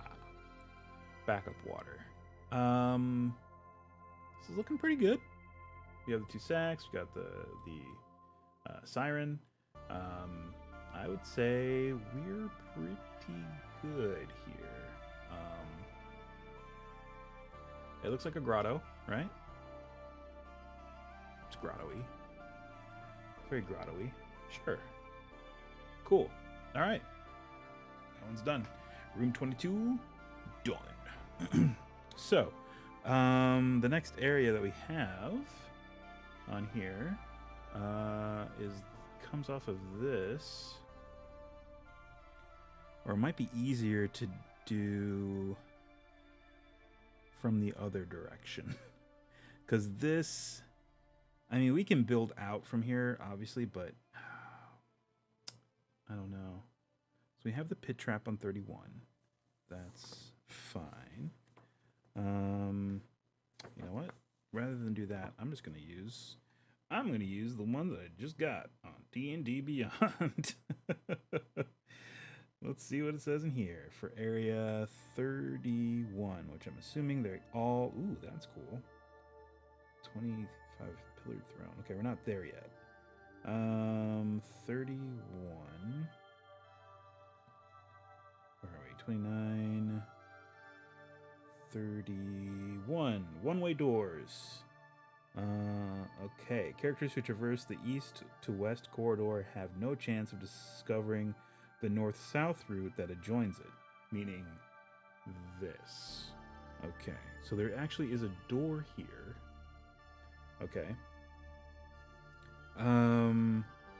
The 2 doors to the north are magical, such that they don't exist except for characters who approach and open them from the north. The phasing pit, the covered pit depicted on the map, doesn't exist until someone opens either of the one-way doors or opens the door in the corridor while traveling east to west. So, from that side to that side. Okay. This pit is otherwise exactly the same as the others in this place. Okay, we got that. We already got the pit. It's there. Yep. See, there's the pit. So it doesn't exist unless you are... Unless you are moving from north to south or east to west. If you're going from west to east, you're fine. Interesting. So 32 is the secret door. 32. Okay, that's a different area. It's a different area completely. Okay. So this is just a door in this corridor then.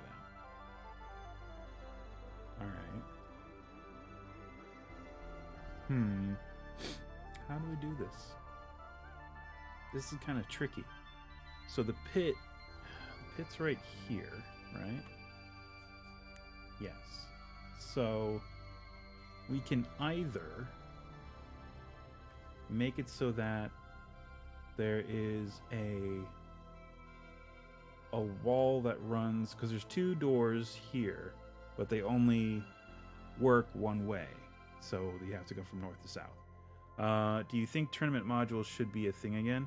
I like the idea of tournament modules. I think they're great. I think I said this last time the subject came up. I would love the West, like a West Marches thing. Like if I could get into like a group of other DMs where we have like a West Marches kind of situation going on, I'd love that. Like we all get on one page. Okay, these are the magic items that we're allowing. These are the classes we're allowing.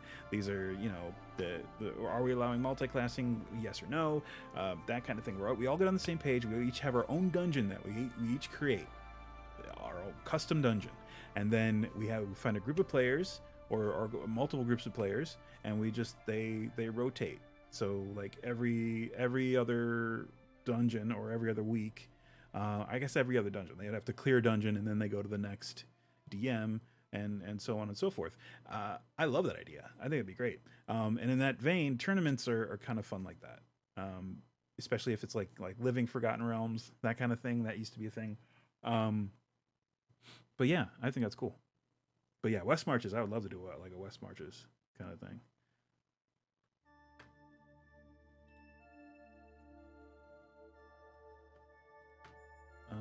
Right, let's see. Let's grab this. I think I am going to end up just doing a central like wall, like a 1x1 wall instead of like a half wall that we had previously, or like one of these. So where'd my there we go. Dungeon. Back to the dungeon set. There we go. So we're gonna do running this way. Let's see, that's 10, 20, 30. Cool. So I only have to go that far. And then we want the stair block, which is really works amazingly well as just a wall. It's perfect for just building big, thick walls. But they call it the stair block. Whatever. Yeah, and that lines right up at that, so it's pretty seamless. Right, cool. The pit is right there, so we can put a door here, and not have to worry about it.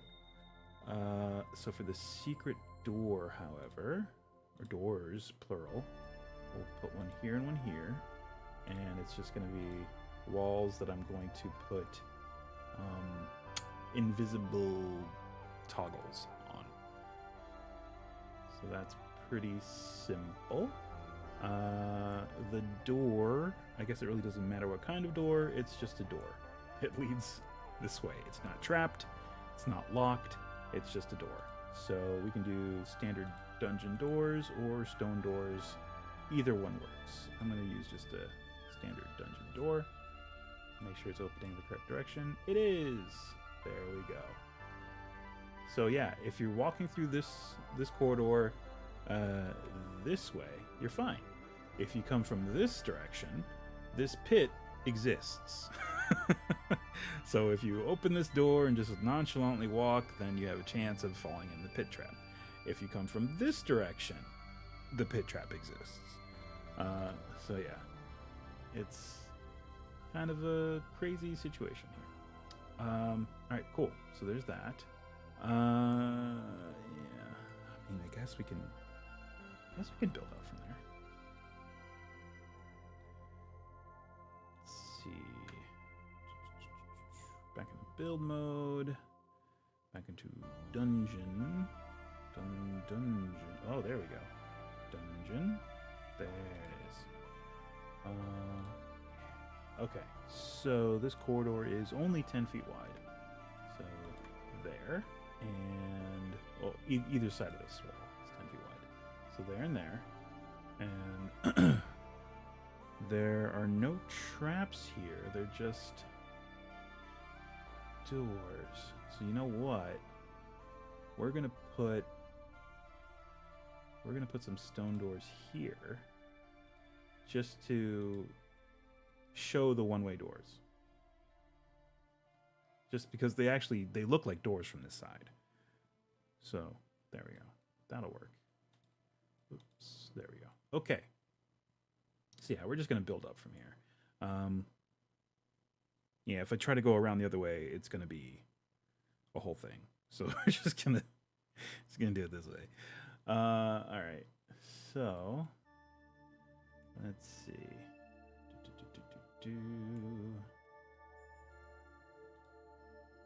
Dungeon comes up 30. Actually, it comes up 20, and then there's another door. Yep, and then another 10, and then there's another door, and that's the end of. Whoa, hold up. Oh, okay. There's a 10, 20. Did I miscount? I think I miscounted. That's fine. 10, 20. Oh, right. 10, 20. We need another one. We need another one. It's fine.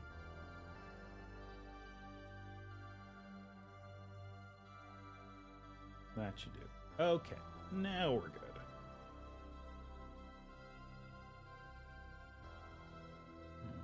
One of those.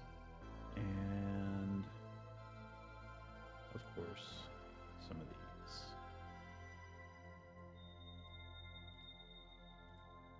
Okay. So that from there to there, you've got 20, and then there's a door. So let's just do this so I don't have to go searching. And then there's another 10 feet, and then another door. So I'm just gonna put it. I guess I can just put it right here. Whoops. Whoa. Yeah, Control Z being the undo kind of makes it tricky because Control is also the height control. So you hold down Control and you move your mouse while you're trying to undo something, you will shift your grid height. Which is kind of iffy. Alright. Anyway. Alright, so that is how that's supposed to look.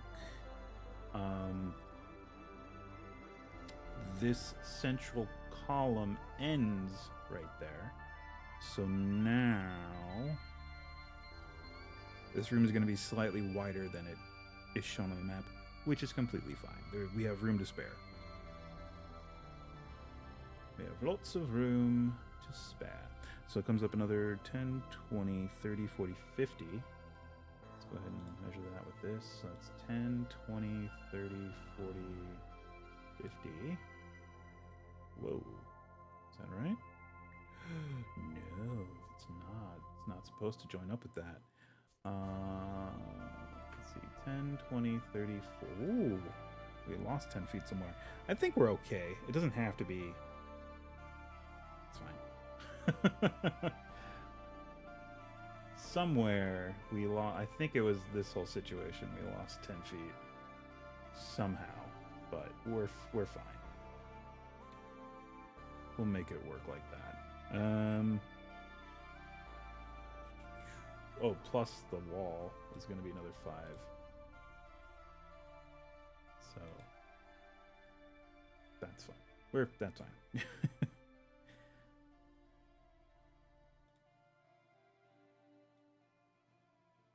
Do that up like that. That goes up like that, and then it comes out this way, and then down like that. Cool. Okay. Just copy this. Whoa. Copy that. Copy this. Do that there. And yeah, flip that around. Throw it down there. There's a corner right there, so probably gonna wanna do some of this. And aha, there it is. That there, and that there, and that there, and that's a corner, yeah, right there. Okay, so that. Now we take corner piece, and use it to our advantage. Yeah. Whoops. That's not the right spot. There we go. Oh, and that's not in the right spot either. That's in the very wrong spot. Oops. Hold up. Oh, I see what I did. Oh, that's funny. There we go. Fixed. Cool, cool. Oh, it's time for our second ad break.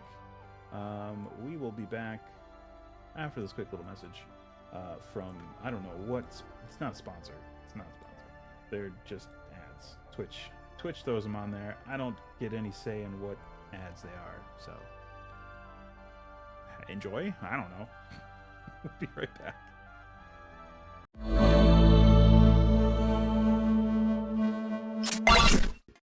Hi, we're back. We are going to continue building Tomb of Horrors. Let's turn the master volume of this back up. Wow. Cool. We finished the grotto with the siren. And barring any a modification from Bouncy Rock to increase the fog, because that's as far as we can go. It's supposed to be super foggy. Not foggy, not nearly foggy enough, sirs and madams, peoples, folks. Foggier, please. Anyway, yeah, this is oh, I know what we can do here. Oh, we can go back into build mode first. Let's do that. We can put one of these, little pillar, right there. That's cool. A little decorative. Yeah, cool. So yeah, we're building this out. We're finally at area 32, which we looked at very briefly. Oops, while we're building the other areas. So area 32 is secret door. The portal to the south can't be detected by any magical means, but a successful DC 15 Wisdom Perception check enables the character to notice that the wall at this location has a small opening that is metal-lined, obviously a keyhole. Following this discovery, any attempt to force the door open by physical or magical means will be useless. But if the first key from Area 19 is inserted into the hole and then removed, the door will sink into the floor, revealing itself to be a stone-sheathed adamantine slab of tremendous thickness. There can be no real doubt that the end of the adventure, one way or another, is near. Cool. That means we're getting near the end of our map here. So, secret door, area 32. Which is area 33. Okay. Because that's marked as secret door. Yes. Alright. Okie doke. What's area 33? Oh, area 33 is the crypt of Acererak the Demi-Lich. Beyond the door is a smallish rectangular chamber with a ceiling that extends 25 feet overhead. There's a small depression and a few inches deep and about 2 feet square in the center of the floor. Okay. The successful DC 15 Wisdom Perception check enables the character to discover a small hole in the middle of this depression, another keyhole. Oh, neat. That sounds very familiar. It looks like Skyrim stole this. Skyrim stole it from the Tomb of Horrors. Let's see. The first key. If the first key is inserted herein, the key explodes, and the individual doing so takes 5d6 bludgeoning damage. Oh my god. The second key from Area 28 will fit within the hole, and nothing untoward will occur. In fact, nothing whatsoever will happen until it is turned 3 times to the right in succession. If this is done, read. As you finish turning the key, the floor begins to tremble, and then abruptly, it starts to rise toward the ceiling. Roll initiative. On initiative count 10, everyone still on the southern 15 feet of the crypt floor is crushed against the roof and slain. If any characters survive, read, The rising floor in the southern part of the room reveals a mithril vault. There is a door in the center of the device with a ring set into it. A hard pull will open the door. A low rust-covered bench is near the back wall of the vault. On and around it are an abundance of items resting. Resting on one end of it is a human skull. All right. The skull belongs to a Sararak the Demilich, who lies in wait for characters when they joined the halves. When they joined the halves of the first key, that act called his soul back to the material plane. That act called, yes, I just read that. And their use of the second key to enter the vault alerted him that he must be prepared to do battle in order to survive yet more centuries. All that now remain. Okay, so I don't want to reveal too much or spoil too much, so we have the description. It sounds like it's 20 feet by 10 feet. Yes, that's what it looks like here. So 15 feet of it is literally a room that will lift up and crush people in that 15 by 10 area into the ceiling. So basically what we need to do, what I'm here is we need to build like an elevator room kind of situation. So there's going to be the room that's the, where they first come in, that just has the depression in the floor with the keyhole. And then the room beneath that, which rises up, is the actual crypt. All right, cool. Wow, that's pretty cool. All right, this should be actually pretty easy and pretty quick on top of that. So the secret door, that's first. And that is an adamantine slab. Nice. All right, so this curves around, and then there's another. I'll grab one of these. Another 10 feet here. Grab this. Throw it like that. And we've got the secret door, which is right here. So for that,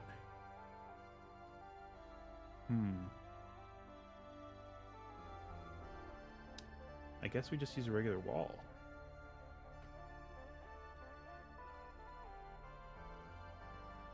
Right? Just do that. Or, it's gonna lower into the floor.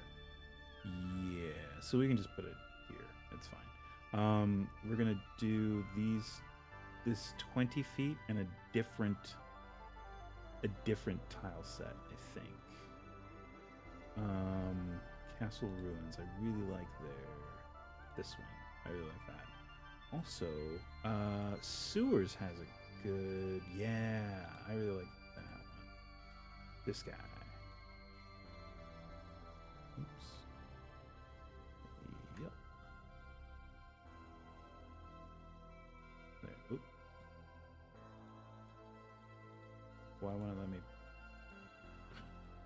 Who wouldn't let me place it? What the hell? There we go. All right. Cool. So there's that. We're gonna do walls for this room. Let's see. Let's do.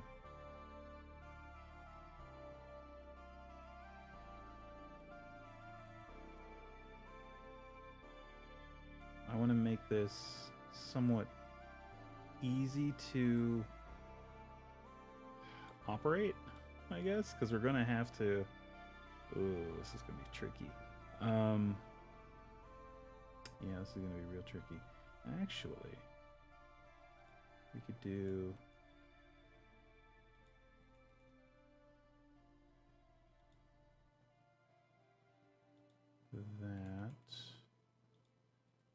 That, and just use the corner pieces.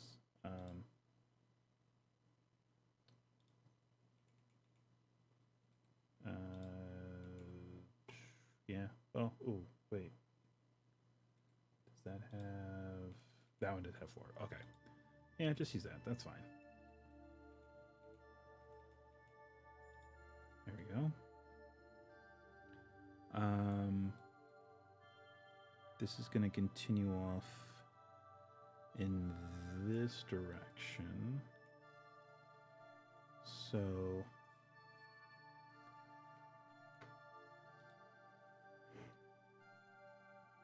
goes 10 feet that way, and then there's a one-way secret door right here. So we need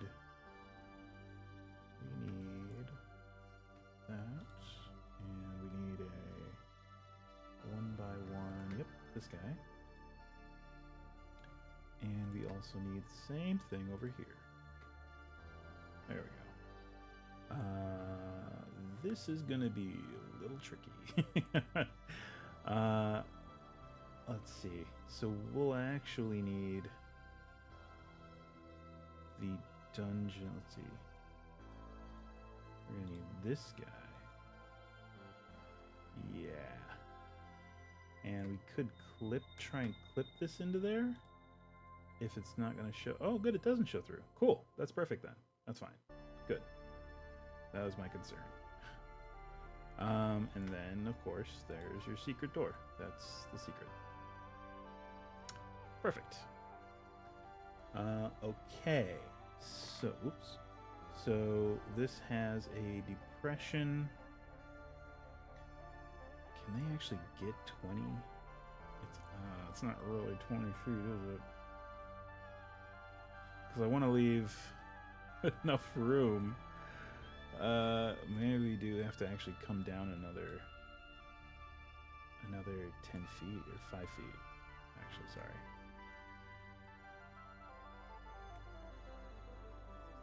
Let's see.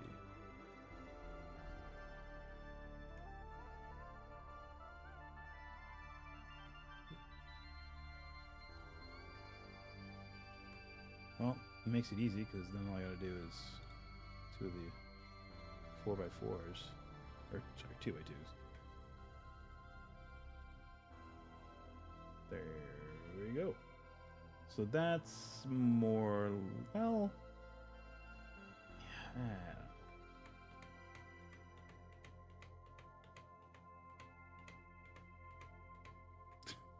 Okay, because this is going to go away. Here, let's do this, because this is going to happen no matter what. This is going to be a secret door. So, new hide volume. This bad boy here is a hide volume. There we go. Visibility. Cool. And then we leave there. So, there you can clearly see 20 feet. You got 20 feet. These 15 are going to lower. So, we actually... Glad we stopped to QC ourselves here, because that's not how we have this built. There. Now it's fine. So now, actually, I suppose we could have done that much simpler.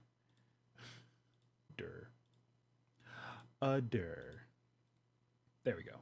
And we want 1x1 pieces without flooring. Yeah.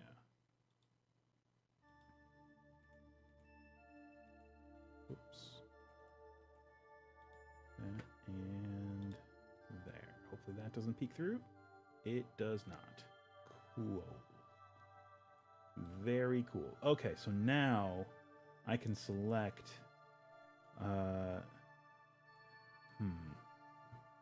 that is a bit difficult because I can't raise things but after I select them.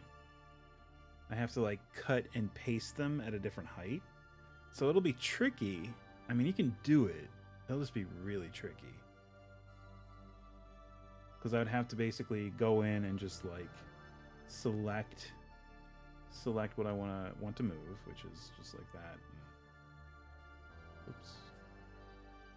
Just like that. And then I would just have to cut and paste, move the grid, and then paste it. And I would have to include the room below that I'm going to build as well. So, I mean, it could work. We'll see. All right, so I guess the easiest way to do this is to copy this and move it down beneath here. Yeah, there we go. Same here. Just copy that and move it down there. And copy,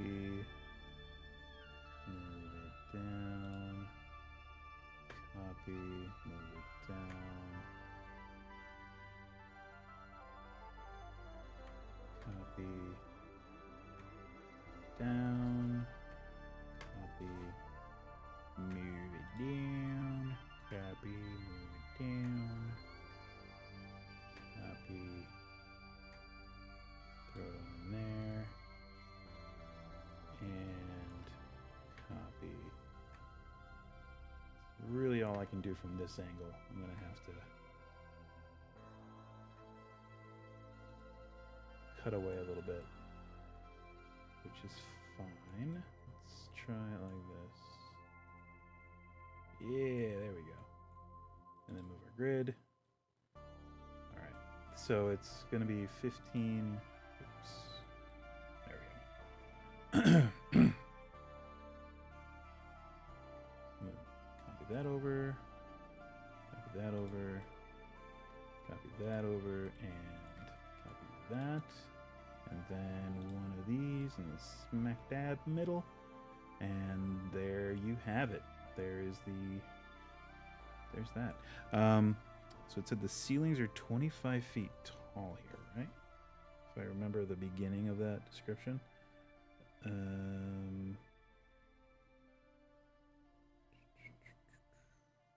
Maybe not.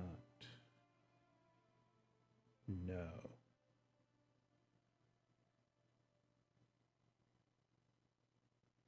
Nope. I don't know where I saw that. Could have sworn I saw it. Oh, here it is. A smallish rectangular chamber with ceiling that extends 25 feet overhead. Oh, okay. Maybe we don't use these blocks. Maybe we use. Tell you what. Let's try this.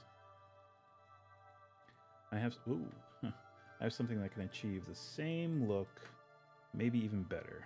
Let's do Morgoth and use their stair block, which is nice and dark and solid, and it lets us do walls in 5-foot increments instead of 10-foot increments, which all of the walls sort of default to in TaleSpire. So if we do it this way, we can do more of a modular kind of wall.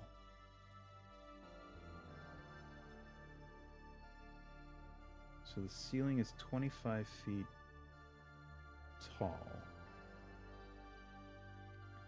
So this is 10 feet. The room above is 10 feet. And the floors,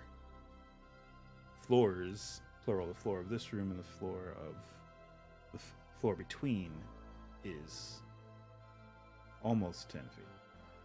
Or 5 feet, almost 5 feet. Well, actually, it would be 5 feet combined. So yeah, that works.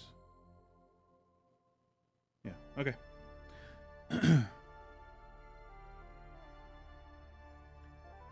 Let's see.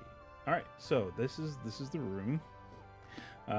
It doesn't have a wall here because it's just going to be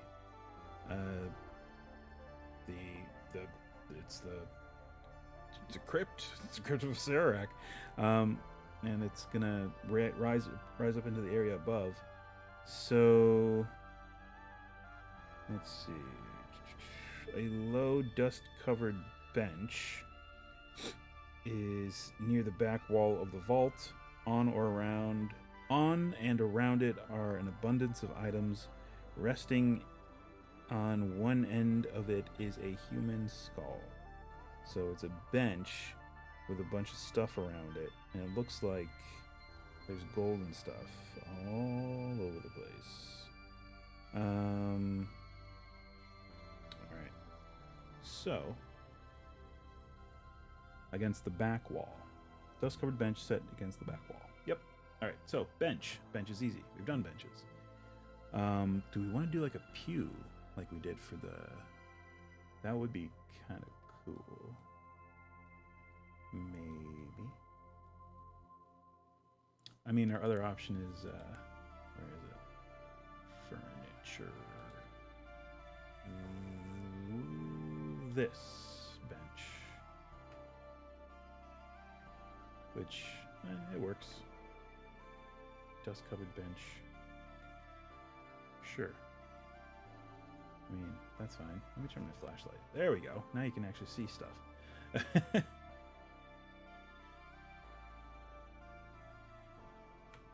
There we go.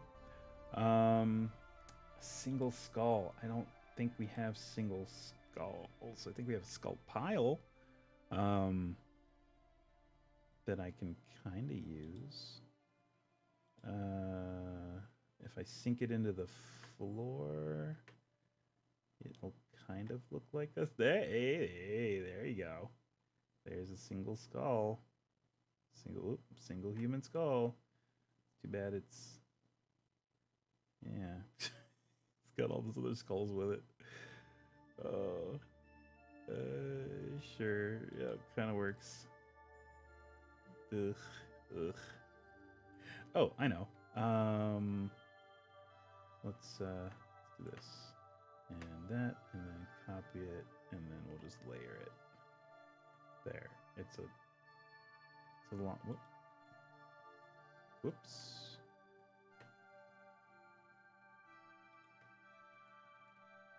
There we go. We don't want it to be...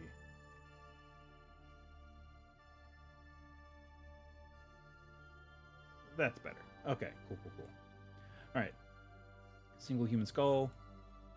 Ish. And... let's see. Miscellaneous interior... This scrolling through this menu is not great. I guess we can do a painting.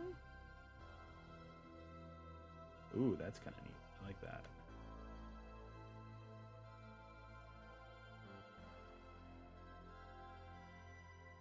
That's the Skull Lord or whatever, but it could be a painting of a Sararak. Who's to say? Who's to say? That could be a Sararak. Sure.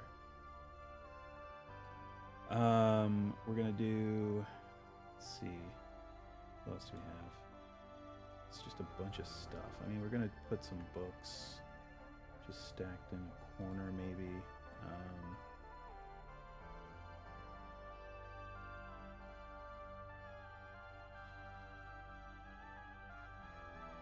Sure. And of course gold. I mean, got piles of gold that we can use. Weapons. We could do a weapon rack. Traps and treasure. Oh, jeez. That's a lot. Yeah, there we go. This works.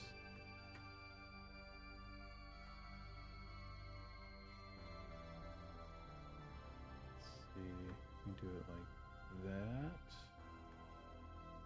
Ish. There. And how about just like a chest or two?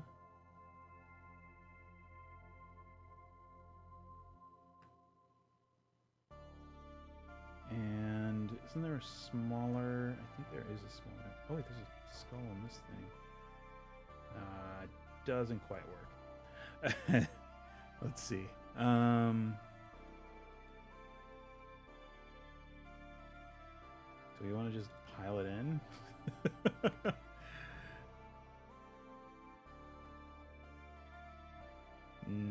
I think the modest pile of treasure is good enough.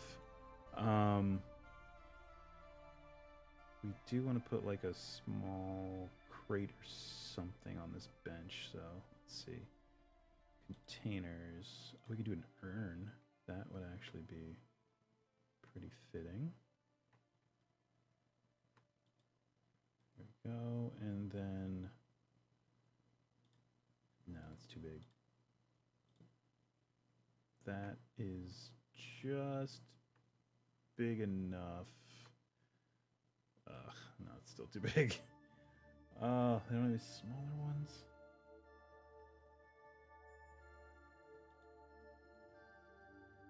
Great. No, that's gonna be too big. Nope. I mean, we can kind of jam this one in here.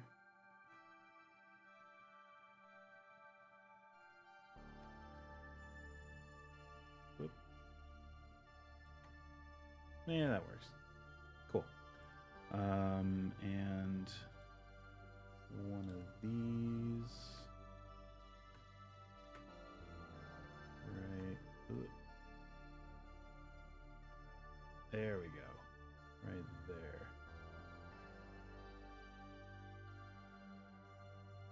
Scooch it over a little bit. There we go. Okay. I think that works. Alright, cool. Yeah, I don't want to go overboard with the gold. This is the whole thing. If they had like some little 1x1 things of gold and treasure, I would probably try to pile those up a little bit, but that's a little big. It's a little too much. Too much.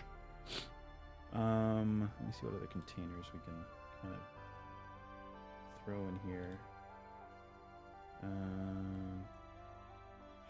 Sure, let's throw one of these in, like right about here.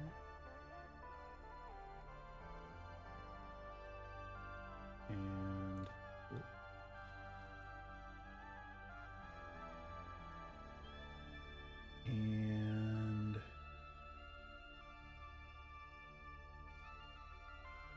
one of these right down here.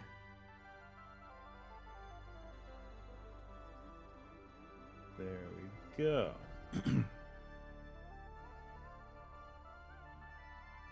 All right. You can do tapestries too, I suppose. Or let me see. Miscellaneous interior. There it is. The big rolled up tapestry. That's another potential thing of value. Throw it right there.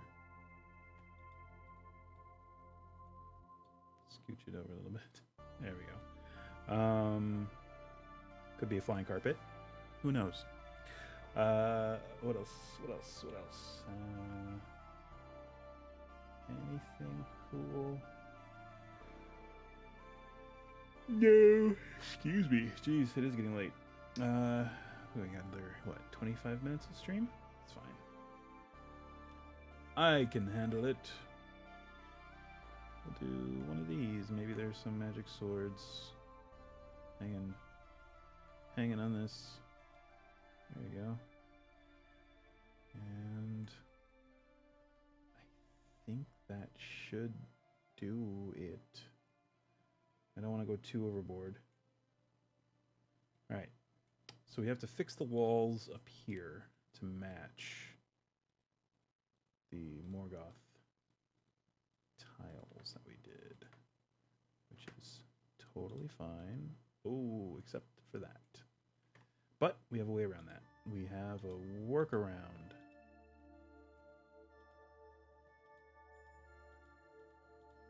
Oops. And the ceiling is 25 feet. So, jeez, we can...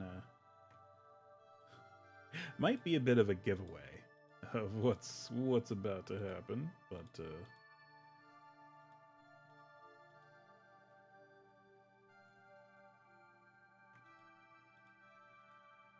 That's 15.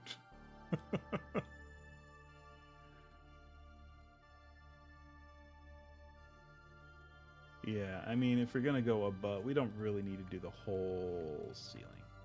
But I'm fine using these stair blocks. Because if we do the whole ceiling, as soon as they get here, they're gonna see that this is taller than the rest, and they're gonna think someone's up. So, probably not the best way to build that. So, excuse me. I think if we do Morgoth, there is a filler pillar. I don't know if they still have that. Do they still have it?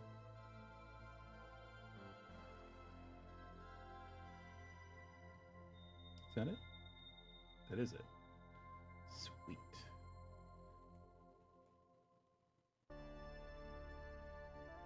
Alright, I think... There we go. That's what we were looking for. Perfect. So now it's joined without, you know, sticking out of this wall. Love the filler pillar. It's an MVP. It was the MVP of when I was building Keep on the Borderlands. Before we had arbitrary placement and all that fun stuff. And even now, it works out very well. All right. So cool. So now we have this whole thing that we're gonna have to like cut and then paste back into place, which is fine. We just have to cut and then move the grid up to just there, and then paste it back right where it's supposed to go. It's a bit of a thing like mid-game to have to do, but it's fine. This works for these purposes. This is fine. So there's supposed to be like an indentation. I mean, they don't really have anything to depict that.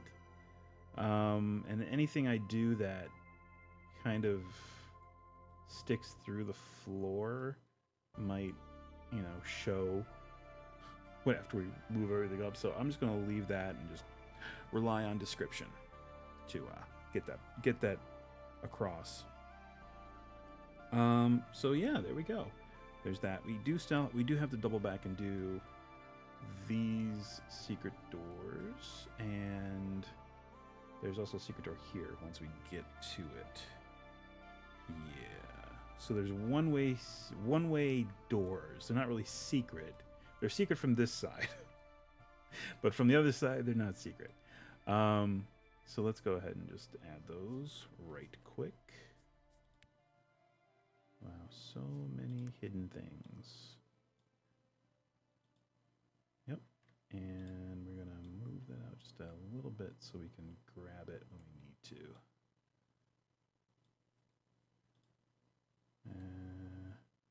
Ooh, that's a little far. Whoa. Whoa. What? Whoa. What? No, I don't want to grab that one. I'm going to grab this handle. Thank you. Jeez. There we go. Okay. Another one over here.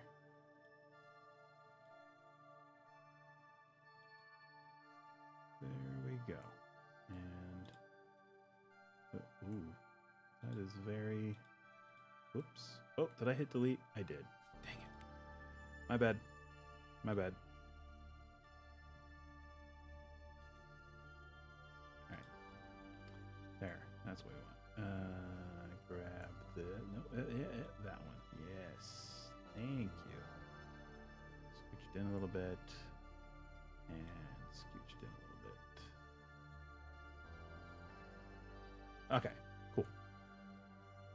So we have those. We have the two. So many pit traps. There's so many pit traps. There's a point you reach where you put your 15th pit trap in your dungeon. You're like, what? Too many pit traps? They're going to start to really suspect the pit traps now. They're going to expect them. At a certain point where you're just like, well... Or maybe it loops back around. Maybe there's so many that they're like, they can reach the point where they're like, there's no way he put another 12 pit traps in the sunshine. Yeah, there's another 12 pit traps.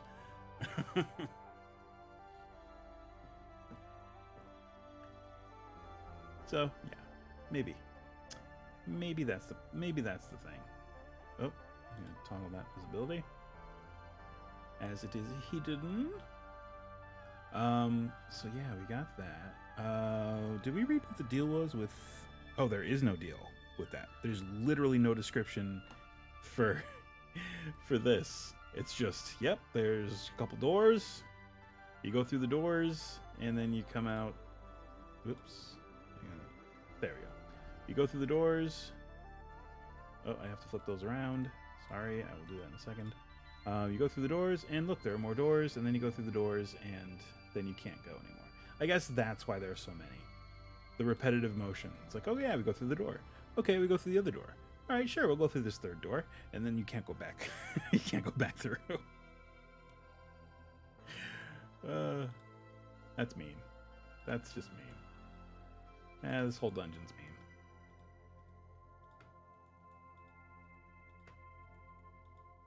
Alright, these do need to open this way, just because. Actually, I guess they don't have to. Because if we have these invisible... If they're coming from this direction, I could turn these walls off so that they're not visible. And then they open the doors into this area like normal, like, oh, it's just a hallway. And then once the doors close behind them, I turn the walls on. And then where the doors go? I don't know. Alright, let's flip them around. Oops. There we go. Cool. Alright, so now they're going in the right direction. Awesome. Now we got the secret door. We got the secret door here. Let's talk about visibility. There we go. Right. Cool. We got the crypt, which is all set. Good to go. So yeah, we just have like a handful of other areas to do. This this stairwell here that leads up into nothing, it literally just leads up into nothing. It doesn't say it doesn't actually go up to something. It goes up to a dead end. I mean, there's no real description unless in the news source they have something. It's area, I guess area 23. Yeah, I guess area 23. All right, 23A, the knockout corridor. Okay, that's this. That's this over here. This is the knockout corridor with. They don't have an elephant, so I have a big ass turtle. It's supposed to be like a juggernaut that looks like an ivory elephant or something, or a marble elephant, whatever. So false true door. When the party opens the door, this one, that promises to offer access to the north, it is probable that they will believe it to be nothing more than a false door. But the seemingly blank wall of solid stone behind the door hides a secret door, which can be found with a successful... perception. I thought it was investigation. I use investigation for my secret door finding. So the secret trapdoor. On the other side of the secret door is a secret trapdoor in the floor, which we have, which leads into a corridor requiring a successful DC 20 wisdom perception check to find. The trapdoor opens into a steep flight of narrow stairs that spiral down to a 5-foot wide tunnel that emerges at area 24. See, no mention of these stairs at all. None. Okay. I guess they're just there. Sure. Oh boy. Go to the top. Go all the way to the top. There we go. Where is that map? There it is. Does it exist in this map?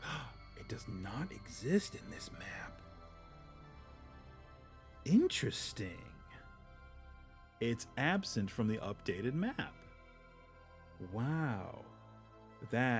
I find that very fascinating. It serves no purpose. It's just stairs that lead up to nothing. So for this, they're just like, let's just not put it in.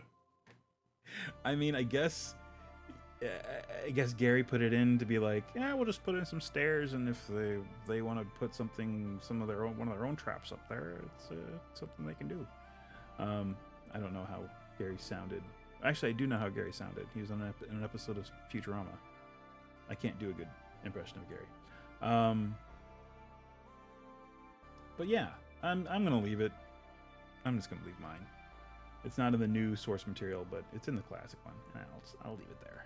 It's fine.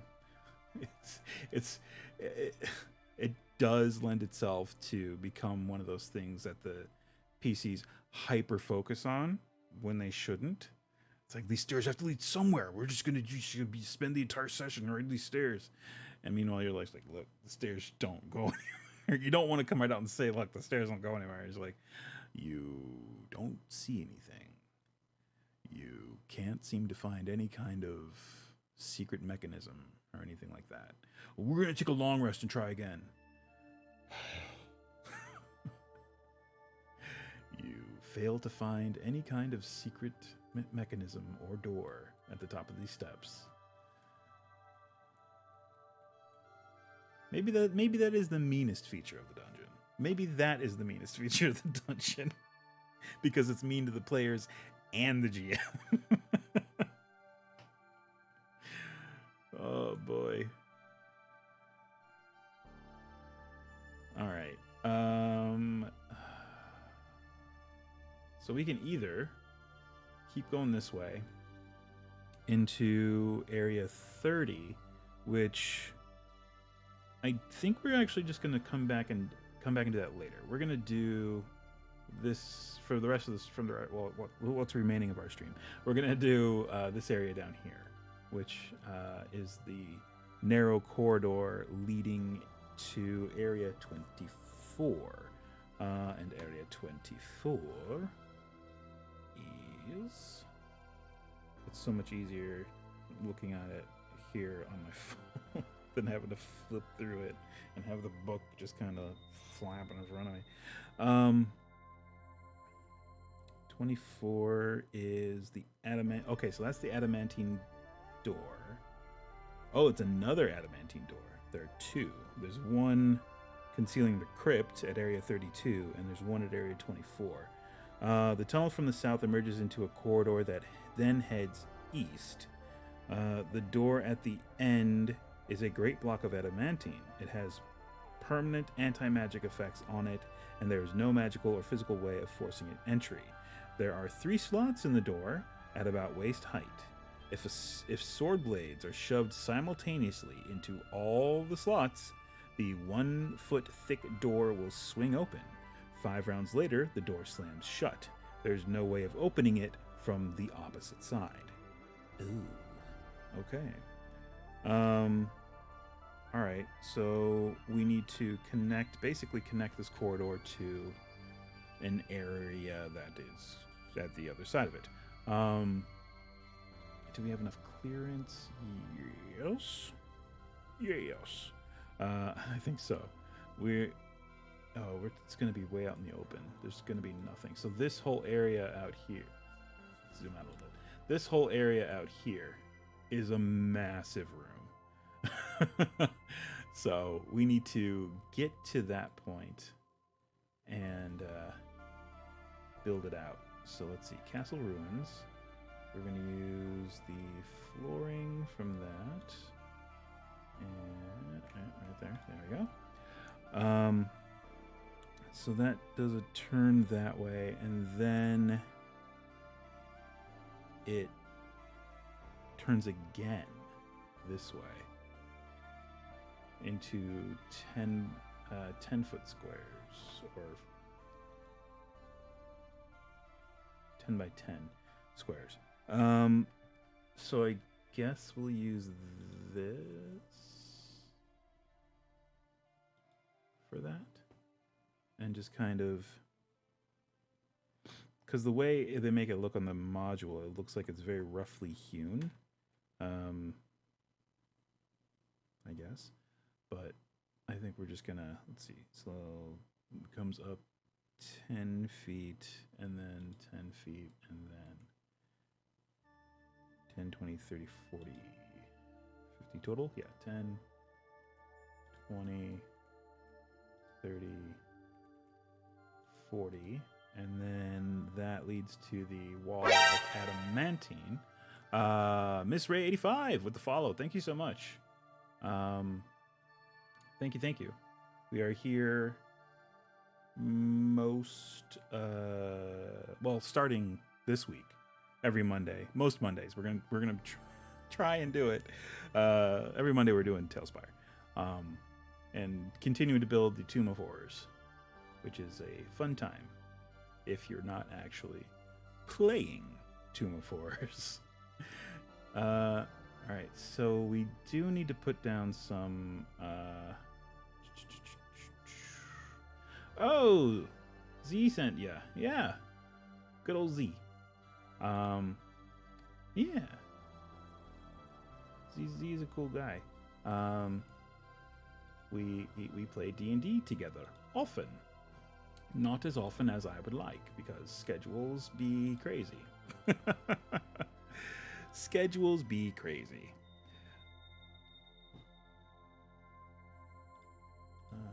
Okay, I think I can make this work the way I want. I think.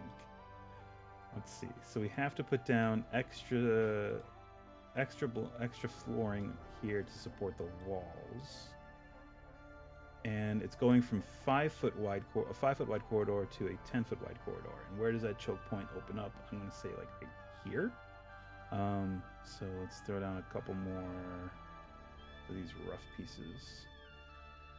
There we go. And then we're going to use these to just kind of make the walls. Yeah, there, and there we go. Cool, so that's where it opens up into 10 feet-ish. Oh, did I do too much? Nope, we're fine. Kind of. We're kind of fine. I think maybe we came too far.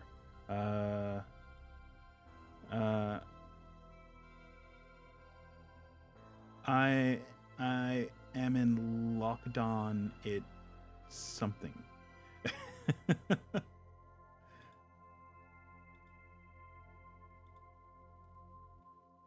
Let's see. Let's just do this. Yeah, just get rid of those. All right. Yeah, there we go. Now it works. Do that and do that, and now it makes sense. Cool. Getting all these walls taken care of. Oh, somebody dropped something. Somebody's in my apartment throwing stuff. It's probably just my wife doing something out there. Let's see. May want to consider altering your audio. You're very quiet. Oh, sorry. I just talk very quiet. Yeah, sorry.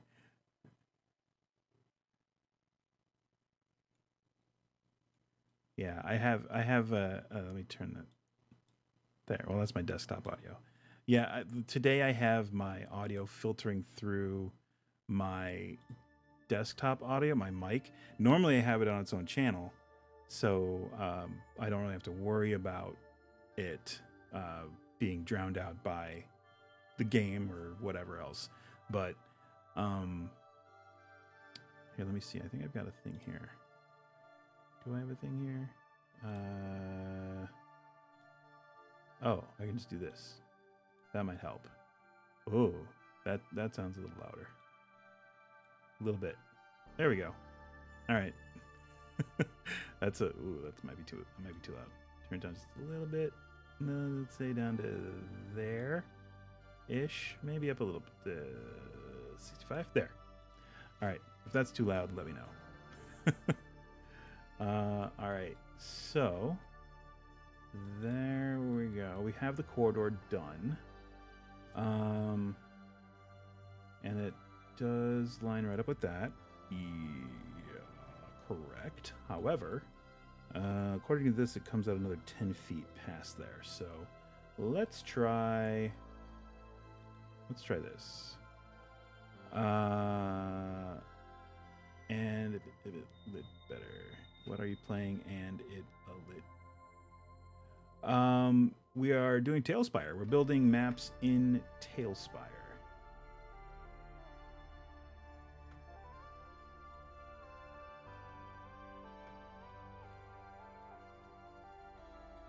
We are currently building the classic dungeon, the Tomb of Horrors, in TaleSpire. And TaleSpire is a 3D map-making program for D&D or any other RPG. It's set agnostic, so you can play pretty much any role-playing game in it. It handles pretty good. It is a very, very easy, very intuitive interface, and I quite enjoy it. It's a lot of fun. Let's see. So we want an adamantine wall here. So I'm thinking we're gonna do probably these. We're gonna use these blocks and just do that. It's probably the best way for me to depict that. And we'll just make that a secret door. And that leads into the gigantic room on the other side, which I will just read the description, just so I know what tile set I'm going to use. We'll probably end up doing it next week, because we're coming up on time here. So it's called the Pillared Throne Room, and there are a lot of pillars from the looks of it, which is good because we got pillars. It's one thing we got. You look upon an enormous chamber colored in pastels. Okay. A forest of massive, many-hued columns support the ceiling. All right, cool. Yeah. So it is, let's see, 10, 20, 30, 40, 50, 60, 70, 80, 90, 100, 110. 10, 20, 30, 40, 50, 60, 70, 80, 90, 100, 110. It's 110 by 110 feet. It's bonkers large.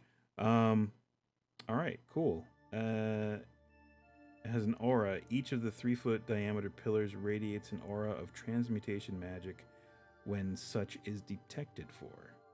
Okay, that should make the PCs a little unwary.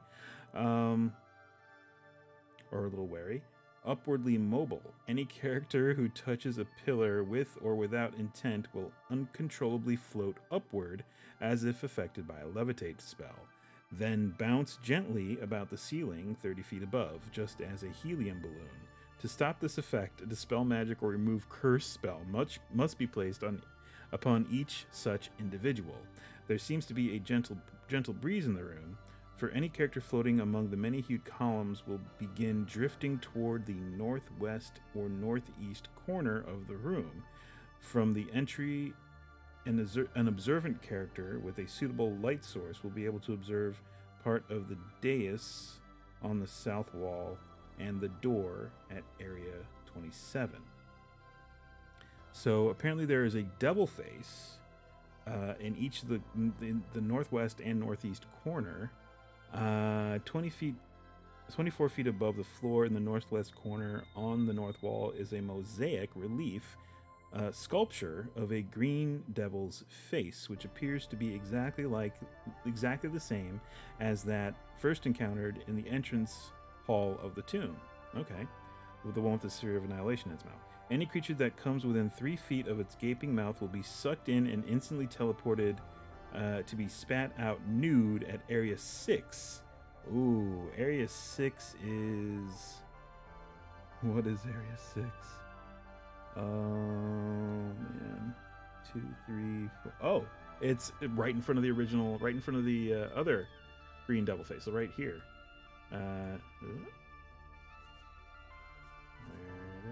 Cut away. Oops. Ah, dang it. There we go. You'll be spit out right here. Cool. Oops. There. Completely nude. Well, all non-living matter in the character's possession goes to Area 33. Oh, Area 33 is the crypt that we just did. I hope one day I'll be able to play Dungeons and Dragons tabletop with one of you guys. I'm so bored not having anywhere to go, not to mention not having anyone to play tabletop with. It is so hard to find a group here in Australia. Oh, yeah, I imagine. Is it just that it's not as widespread there, or is it just a matter of population density? Is it which seems to be the issue? I imagine either one would be a fairly high hurdle. I mean, in certain areas. I mean, of course, in like Sydney and stuff like that, you got a lot of people. But would a lot of those people play all the above? Gotcha. All right. Well, I hope. Yeah. I mean, we run games, through remote stuff all the time, and most of it's just like internal.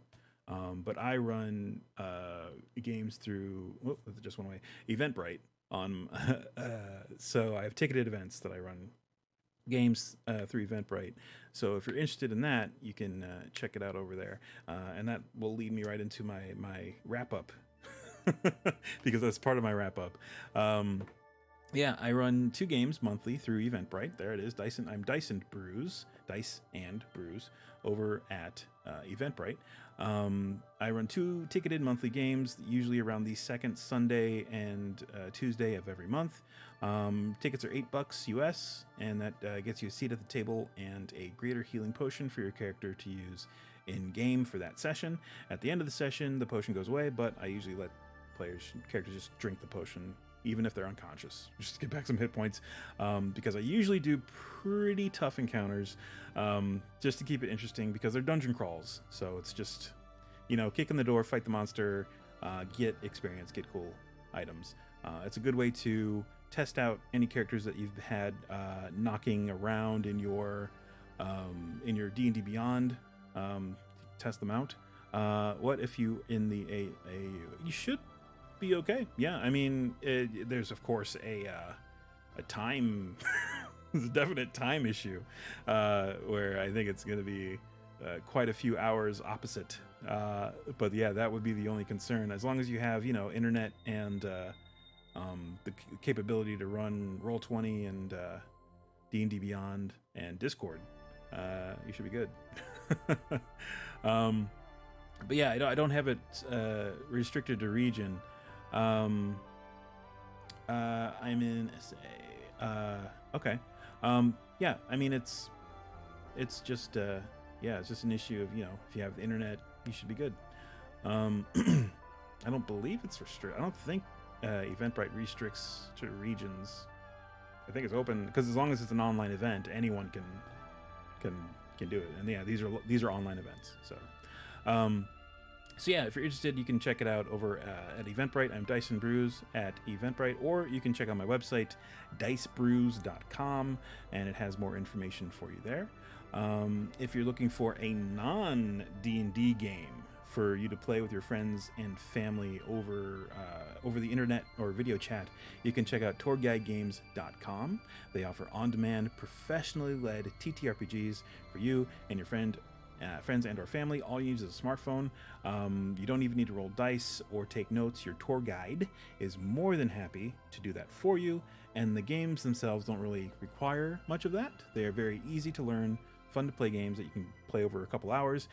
Games like All Out of Bubblegum, Time and Temp, Project Ninja Panda Taco, Guild of Orpheus, Honey Heist, Fiasco, and Scream, SCREAM, the acronym. Yeah. Oh, the links are all in my for my website. They're all in here. I can actually type in dicebrews.com. Dicebrews.com. Boom. There's the link to my website. And it should have stuff on there for my Eventbrite games and all that stuff. It also has a link to Tour Guide Games. So if you yeah, no problem. And if you have if you had a regular game night that you're unable to do now, that because you might be social distancing or quarantine, or maybe just moved away from your regular gaming group, this is a great way around that. You can start up your game nights again remotely, or maybe you're a business looking for a nice team building exercise for some of your employees. This is a great business to business way to accomplish that. So if you're interested, again, check them out over at tourguidegames.com. In fact, tonight they had their event with Jason Narvi from the Power Rangers. If you were old enough to watch the not the original, but the first American syndicated Bandai Power Rangers. Jason Narvi played Skull, one of the bullies, the skinny bully, on the original Power Rangers in the U.S. And he's part of Tour Guide Games. He works with the tour guides and everything on how to run a good game and keep things interesting, and how to roll with the punches, because he is also an accomplished improv actor here in Chicago at Second City. He's a teacher, in fact. He teaches improv at Second City, and he's quite accomplished, and he's a funny guy. He's a really nice guy. Chatted with him a little bit over the course of the whole quarantine thing and getting Tour Guide Games, getting associated with Tour Guide Games. So that was, I think that tonight was the event. Yeah, I'm 36. I remember them. Yeah, tonight was the event. I don't know if there's another one. I think they were doing multiples, but again, check it out over at Tour Guide Games. I'm sure they definitely have the link for that if there are more upcoming events for playing a game with Jason Narvi on Tour Guide Games. So check that out if you're interested. tourguidegames.com. Aside from that, everyone, please thank you so much for stopping by. Miss Ray 85 for the follow. OET, again, thank you so much for the follow, and we will be back Thursday evening for some more Ni no Kuni Wrath of the White Witch. Yes, we use Roll20 for our Eventbrite games. I wish we used TaleSpire, but not everyone has TaleSpire. Roll20 is very easy. You just go to the website and make an account real quick for free, and you can do whatever. It's super simple. Roll20 is a little, or TaleSpire is a little bit more complicated because you would have to buy it on your end. Past that, it's easy, but requiring players to buy a thing, I don't want to do. Every asset I use for my games is free. Roll20 is free, D&D Beyond is free, Discord is free, the Beyond 20 plugin free. So yeah, I don't want to incur any more costs on the players other than the ticket itself. Oh yeah, I would say if you have the money, I mean it's not prohibitively expensive in my opinion. It's only about $25. But yeah, if you have a good decent machine, I mean I had a crap machine and it still ran okay. If you have a decent machine and you have the money to get it and you got the Steam account, do it, get it. It's a great tool for running thing. Just to run with me. Yeah. Awesome. Well, thanks again, Miss Ray 85. We will be back, as I said, on Thursday. Until then, everyone, please stay safe, wear a mask, wash your hands, don't touch your face while you're out and about, social distance whenever possible. The mask goes over your nose, inside baseball on that one. And just be awesome to each other, and check in your area to see if you're eligible to get vaccinated, and just do it because it's the considerate and responsible thing to do. And we'll see you next time here on the Vapor Lock 81 corner of the interware. See you later. Hey, what's up? If you enjoyed this video, be sure to hit the like button and also hit the bell if you want to know when I post some new stuff. You can see some of my other stuff right over there on the screen.